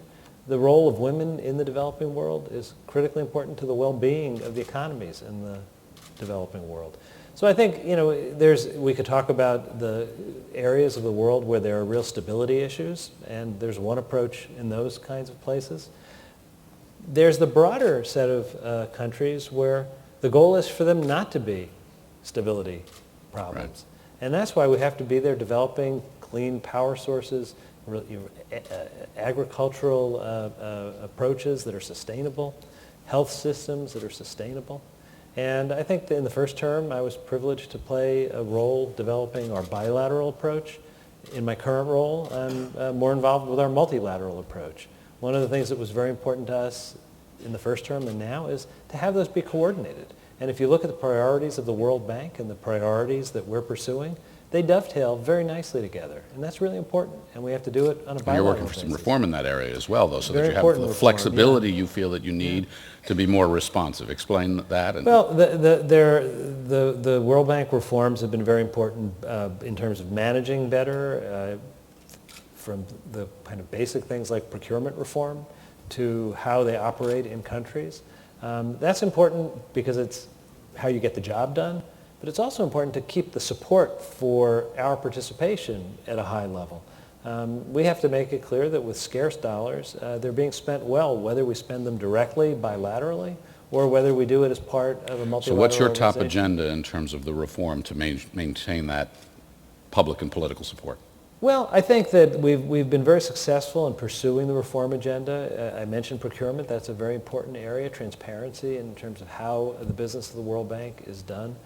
I think that the challenge as Dr. Kim has said, ending poverty, which he talked about here today, is built on a foundation where the pillars are all the things that we have been pursuing for the last 4 years.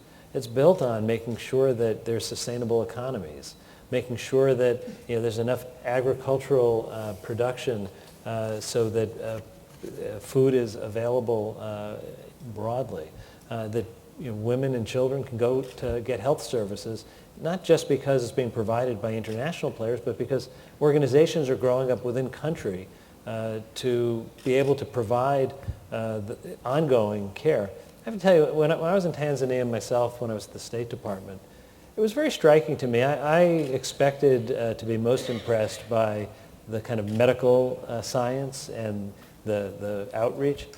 The simplicity of the things that make a difference is what really struck me. Putting a tin roof outside of a waiting area so that when women had to wait for 3 hours to see a doctor, they weren't sitting in the rain, made a huge difference. They were willing to wait for 3 hours, just not in the rain. We had a very interesting conversation recently over at the university about this, and it's about this word innovation, and I want to ask you about that. But one innovation that was pointed out in agriculture, for example, is simply changing the hours of business that are often conducted, because with so many women who then have responsibility for children, they need different hours to have access to others in the business world. So these innovations can take place at a lot of different levels. It could be an hour that a business operates or a roof over their heads. But use that word for me and take us inside to what you're doing or what you would like to do and talk about what you think is the most innovative or some of the most innovative initiatives in terms of this smart power agenda that you and the administration are now working on. You know, I think that if it really depends which area you look at. If you look in the health area, I think one of the innovations that we brought in was saying if you have a very successful program to use a platform to reach out to people to treat HIV, then you have a platform to extend other services from preventive health to reproductive health. That if you have technologies that are simple and sustainable, like smart stoves, you don't always need a big project to make a big difference. But the big projects have to be smart. The big projects have to be things that can last beyond the international presence and not just become monuments to well-intentioned plans, but not sustainable in country. We had a conversation up here a few minutes ago that touched a lot on public-private partnerships. You're involved in a lot of that in your role at Treasury. Where do you see some of the most innovative initiatives there? You know, I think if you look in the food area, the partnerships between, there are dozens of companies that have gotten involved in the international effort, which we're very much a part of. That ranges from companies that have products that they can deploy, seeds and the like, to technologies that can be used, to markets that they care to develop, they want to develop. I think we need to harness this can't just be about doing good. It is about doing good to help end poverty and to improve the quality of life. But it's also very practical. From the government's perspective, it's about security, because we are safer in a world where people have stability and they're not starving. And for participants in the private sector, for NGOs, it's about pursuing their mission. For businesses, it's about pursuing their markets. And those don't have to be hostile to one another. There's a question here that I'll go to now that came across this Twitter stream for us that I want to ask you. Big climate speech today, Africa tomorrow, any connection? Well, obviously, in the climate speech today, the president spoke a bit about the international piece. I think Africa will get much more deeply into the need for clean power sources in Africa. But one of the things that the president said in the speech today, and it's very important, is that we as the world community can't continue to support, coal-burning power plants that don't meet basic standards. And we have to encourage sustainable technologies, and we have to do it in a way that is affordable in the country that is getting the power.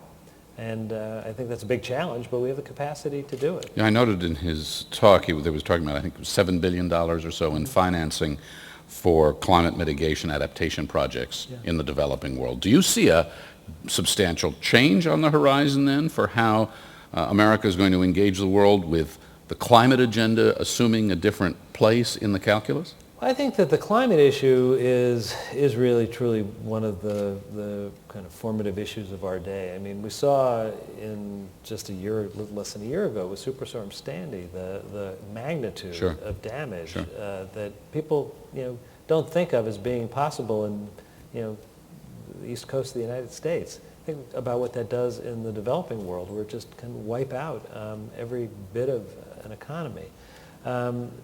Resilience is important. Adaptation, the answer can't be that you can't run an economy. The answer can't be that you can't grow food. It has to be adapting to doing it in a way that's consistent with what we all have to be part of, which is recognizing the limitations of our natural resources. So how does that change, or does that change when we talk about smart power and engaging with the world, the way we're doing and what we're doing? Obviously, it's challenging. I think it was very significant that in the recent summit between President Obama and President Xi, that we reached an agreement on the HFC issue. To put that under the Montreal Protocols. And I think that, that we have to recognize that emerging countries, developing countries, have enormous needs to grow in order to deal with the stage of development they're at. We have to help through bilateral and multilateral assistance and advice to steer that in a path that's consistent overall with a sustainable future for the globe. And the answer can't be us telling emerging countries you can't grow. We have to help them adapt and find ways, and that's what these programs are really about. It's not about telling them to eat their spinach. It's about telling them you can grow your spinach in a sustainable way. Mr. Secretary, nobody knows the sequestration story and the austerity story better than you. I have this picture of a gigantic calculator on your dining room table. And, at a time of such austerity, how do you make the case to the American people, how do you make the case to a skeptical Congress that these dollars spent are the investments that you say they are? It's a great question. I think that, let me answer it in multiple parts. I think that first we have to make the case that it's in our security interests, both our national security and our economic security. Now, national security is a case that's fairly easy to make when you look at a world where unstable countries have been source of hostile acts to us, and more stable countries are going to make the world a safer place. Economic security, you look at something like the IMF, very important institution. It gives us the ability, because we have a veto power in the IMF, through a share to leverage our influence in the world, and whether it's in North Africa after the Arab Spring or in Europe at a moment of crisis, it gives us the ability for the United States to play a much larger role to keep things from becoming a threat to the U.S. economy. Well, we have legislation that's going to have to pass this year in order to keep that going at the IMF. You're worried about that legislation? I'm working on it. I don't worry, I work. And you don't worry while you work? Well, it's something I think all of us have to worry about, because the U.S. leadership in the world is composed of many different elements. One piece of it is our ability to have the influence that we have in the IMF. I think that a second area where I would go in terms of making the case is that we do run these programs well, and much better than they were run at points in the past. And we talked about the reform agenda before. We can't be afraid of reform. We have to embrace reform. We have to always want to do better. No matter how much progress we've made, we have to make more progress and show that we are spending taxpayer dollars wisely for good purpose. The third thing, which is, I think, probably least well understood out in the country, is how small a share of the federal budget foreign assistance is. If you ask people, they think it's a huge percentage, when in reality, it's not even 1%. And if for less than 1% of the budget you can do things that enhance your economic and national security, that's a wise investment. It's why there's so much support from our military leaders for this agenda. So do you find it more challenging or not to argue on behalf of these expenditures and investments? More difficult than what? Than it's been, given the climate of austerity. I mean, because on the one hand, you can point to clear cases where the investment has paid off. You can point to, you have the data to prove this, right? On the other hand, we're living in tight times. On the other hand, we've got a globalized world. People know that. We are going to have to make tough trade-offs everywhere. We're going to have to make tough trade-offs within our foreign assistance programs, just as we do within our domestic programs. So I don't think it's a question of whether you make the tough choices, but I don't think we can entertain the option of withdrawing from the world. Right, but and that's the case that frankly, I make the case, and on a bipartisan basis, I find an awful lot of people agree with it. It's very hard for them to say, I'd rather do this than something in my district. That's always going to be the case with foreign assistance. On the other hand, we've been very successful over these last 4 years. The first 4 years were not easy economic times we actually increased our levels of foreign assistance. How has sequestration affected this? Well, sequestration is affecting everything. It was designed to be something that would be unacceptable to everyone, and it should be surprising that it has unacceptable consequences everywhere, because it was meant to be something that everyone would want to avoid. I actually think the consequences are starting to sink in. I think that if you look, whether it's on the domestic, the defense, or the international parts of the ledger, we're doing less of things that we need to do. And it's going to affect people's lives, and unfortunately, if unchecked, it could affect our security. Are there places, examples in the international ledger and the security ledger that you are especially worried? Well, it's a little hard on the international side for me to point to the specifics because of the lag in terms of when the funding actually gets out. One of my great frustrations at the State Department was how long it takes to get the money that's appropriated out into the field because of all the hurdles that you have to clear. So I think that it's going to have a little bit of a lag in terms of really biting on the international side. I think on the domestic side, it's hitting broadly. By its basic nature, it's not hitting with the kind of on-off switch that government shutdown would have for programs. But if you're in a community and there's 1,000 less kids going to Head Start, or 1,000 less people getting Meals on Wheels, that's real. If you're in the military and you're mothballing bomber wings and taking pilots out of the air, it means they're not going to have the flying time in an emergency to go back up, and the equipment may or may not work when you try. So we're doing things we would have never chosen to do. I think they're short-sighted. I think the right answer is to replace sequestration with a balanced mix of medium and long-term policies that address what are the real challenges. You take a step back and you look at where we are in terms of our fiscal policy. There's not an urgent fiscal crisis today. I mean, we've done more deficit reduction. The economy is getting better. It's helping. What we have is, in the medium and the long term, a need to deal with the growth of entitlement programs in a sensible, balanced, fair way, and the fact that we have done some raising of revenue, but not enough to replace the enormous gap left by the tax cuts of a few years ago. The good news is there are compromises in the middle that could close that gap, could replace sequestration. If you look overall, we're arguing about composition, not about the amount of deficit reduction. The President has made the case both when he was in Mexico and now on the eve of going to Africa that global engagement is critical to economic prosperity at home. He keeps bringing the story home. He keeps trying to make this relevant and explicable to ordinary Americans. Can you dive into that a little bit more for us and make some specific connections?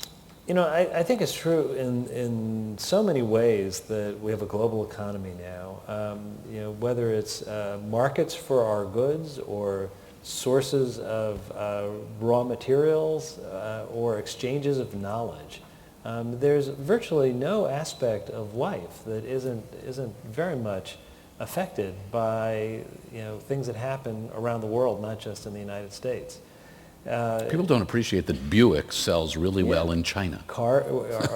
Not all American cars, but Buicks do. Yeah, yes, they're hot. And you look at Europe and China; they're our largest export markets.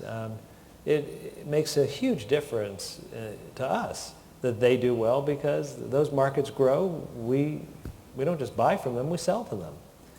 And in the developing world, the amount of consumer demand that could be tapped, when you go to remote villages in Africa, you see American toothpaste on the shelf, even in a store that doesn't have a cash register. And that's not the reason alone, but it is good for the American economy for there to be a consumer market in the most populous countries in the world. We have a few minutes. I want to do sort of most and least of a few things. So you know this space very well. You know USGLC and this issue set. As you look around and think about the world, where do you see the most interesting opportunities right now? You know, this is so much different a period than 4 years ago. So we have opportunities to build new relationships in places like China, to work in the developing world with emerging countries that have enormous resources that they increasingly want to tap in a responsible way.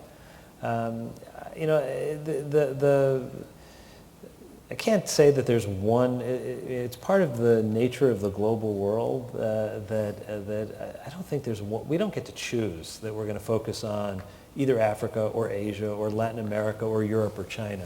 I think what we need to do is, in the aftermath of the financial crisis, in the aftermath of the United States facing the economic fallout, we're in a much stronger place as a country. I think that the world admires the resilience of the American economy, and notwithstanding the debates of the last few years, the resilience of the American political system. You look around the world right now, and 4 years ago, there was a lot of speculation, would the United States be able to be the player in the world that it used to be? And now everybody's looking and saying, how do we get our growth to where the United States is? How do we emerge from financial problems and economic problems with democracy intact? So we still have, there's a lot for us to do in the world, and the United States is the indispensable leader of the world. How about most significant challenge in moving the global engagement agenda forward? You know, look, the challenges are many. The scale of the challenges, is daunting. You know, you talk about ending hunger in the world.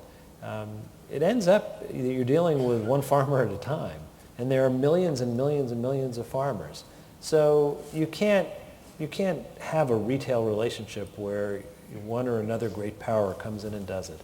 You have to build systems in countries that are economically sustainable, socially and politically sustainable, and it's hard. It's easier in some ways to come in and put an American or a developed world footprint down and to do things for people. The real challenge is to go in and help build a system where you can leave, and the things that need to happen without you, to make yourself dispensable. A couple of other questions from the Twitterverse here. This is from Philip in Waltham, Massachusetts. I'd be interested in knowing about any measurable effects that budget cuts have had on economic growth, and whether a diminished deficit outweighs the cons of sequestration. Well, I think that the American economy has this year proved itself stronger than some expected, because with a lot of headwinds from fiscal restraint, the payroll tax was allowed to expire, sequestration unfortunately kicked in, and the economy is still growing in the 2% range, and there's a lot of forecasts that show the end of the year, beginning of next year, considerably stronger.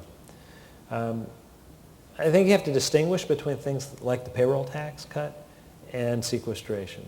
The payroll tax could not be permanent. It was not something that was consistent with funding our long-term needs in Social Security, and it was a question of when it was withdrawn.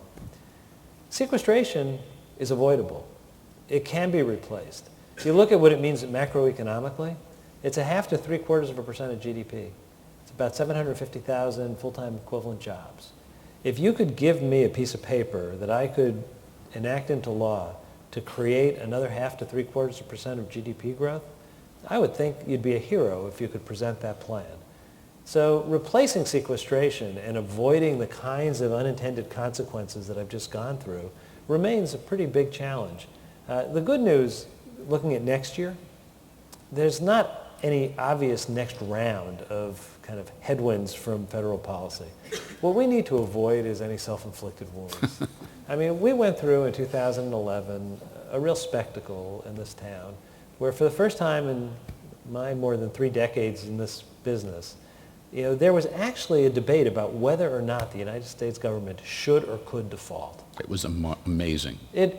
No one would have believed that would have been something that was debated. And I think, hopefully, we're beyond that. I don't think anyone is going to bring us to that level again, but we have to avoid self-inflicted wounds, and it would really be better for the economy if we could replace sequestration. All right, very quickly, because I know we got to get you out of here, but this is one last question I want to get from from the outside in. What actions does the United States government intend to take to bring about sustainable, stable prices for food commodities across the globe, which are rising due to commodity exchanges? Well, markets obviously have rhythms of their own. Markets go up and markets go down. We can't legislate market prices. We can help to ensure that countries around the world that right now do not have the ability to grow enough to feed their own people have access to the technology, the tools, the knowledge to do better. And by the laws of supply and demand, that's going to have an impact on market prices by definition.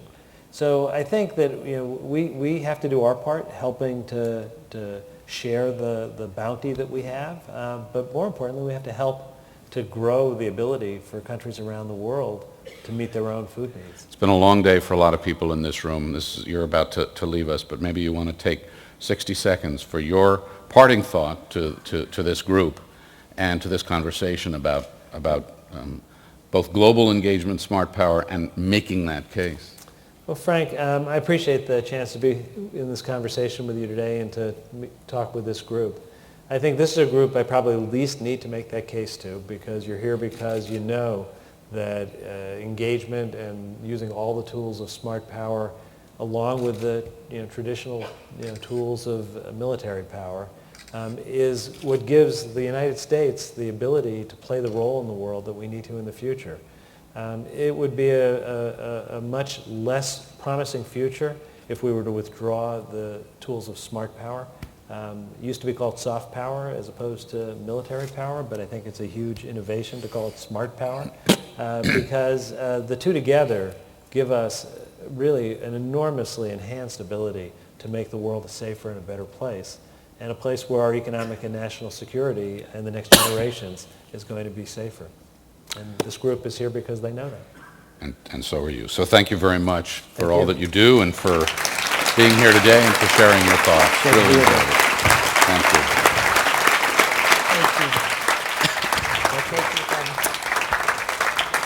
I told you that Secretary Lew, he's spoken to us when he was at OMB, Deputy Secretary, now Chief of Staff, Secretary Treasurer, so when you're President, I'm inviting you back to join us. Well, you'll be Vice President, so I'd love it. I'd love it. So to close out our program, three last quick things. Your baseball card. I want to know your stories. We're going to put these on the website with your permission. We want to partner with you in our Innovation for Smart Power campaign around the country, and that means you telling our story. Second, we had a day where we have just seen Democrats and Republicans, starting with Johnny Isakson this morning and ending with Secretary Treasury Jack Lew, talk consistently about the need to partner public-private together. But it doesn't remove one bit of our energy to go to Capitol Hill tomorrow and to speak very passionately about the importance of that role that government does. Because there's some things, frankly, that the private sector won't do. And so the last thing that I am going to do, besides inviting you to the expo, is I am now sending you an email.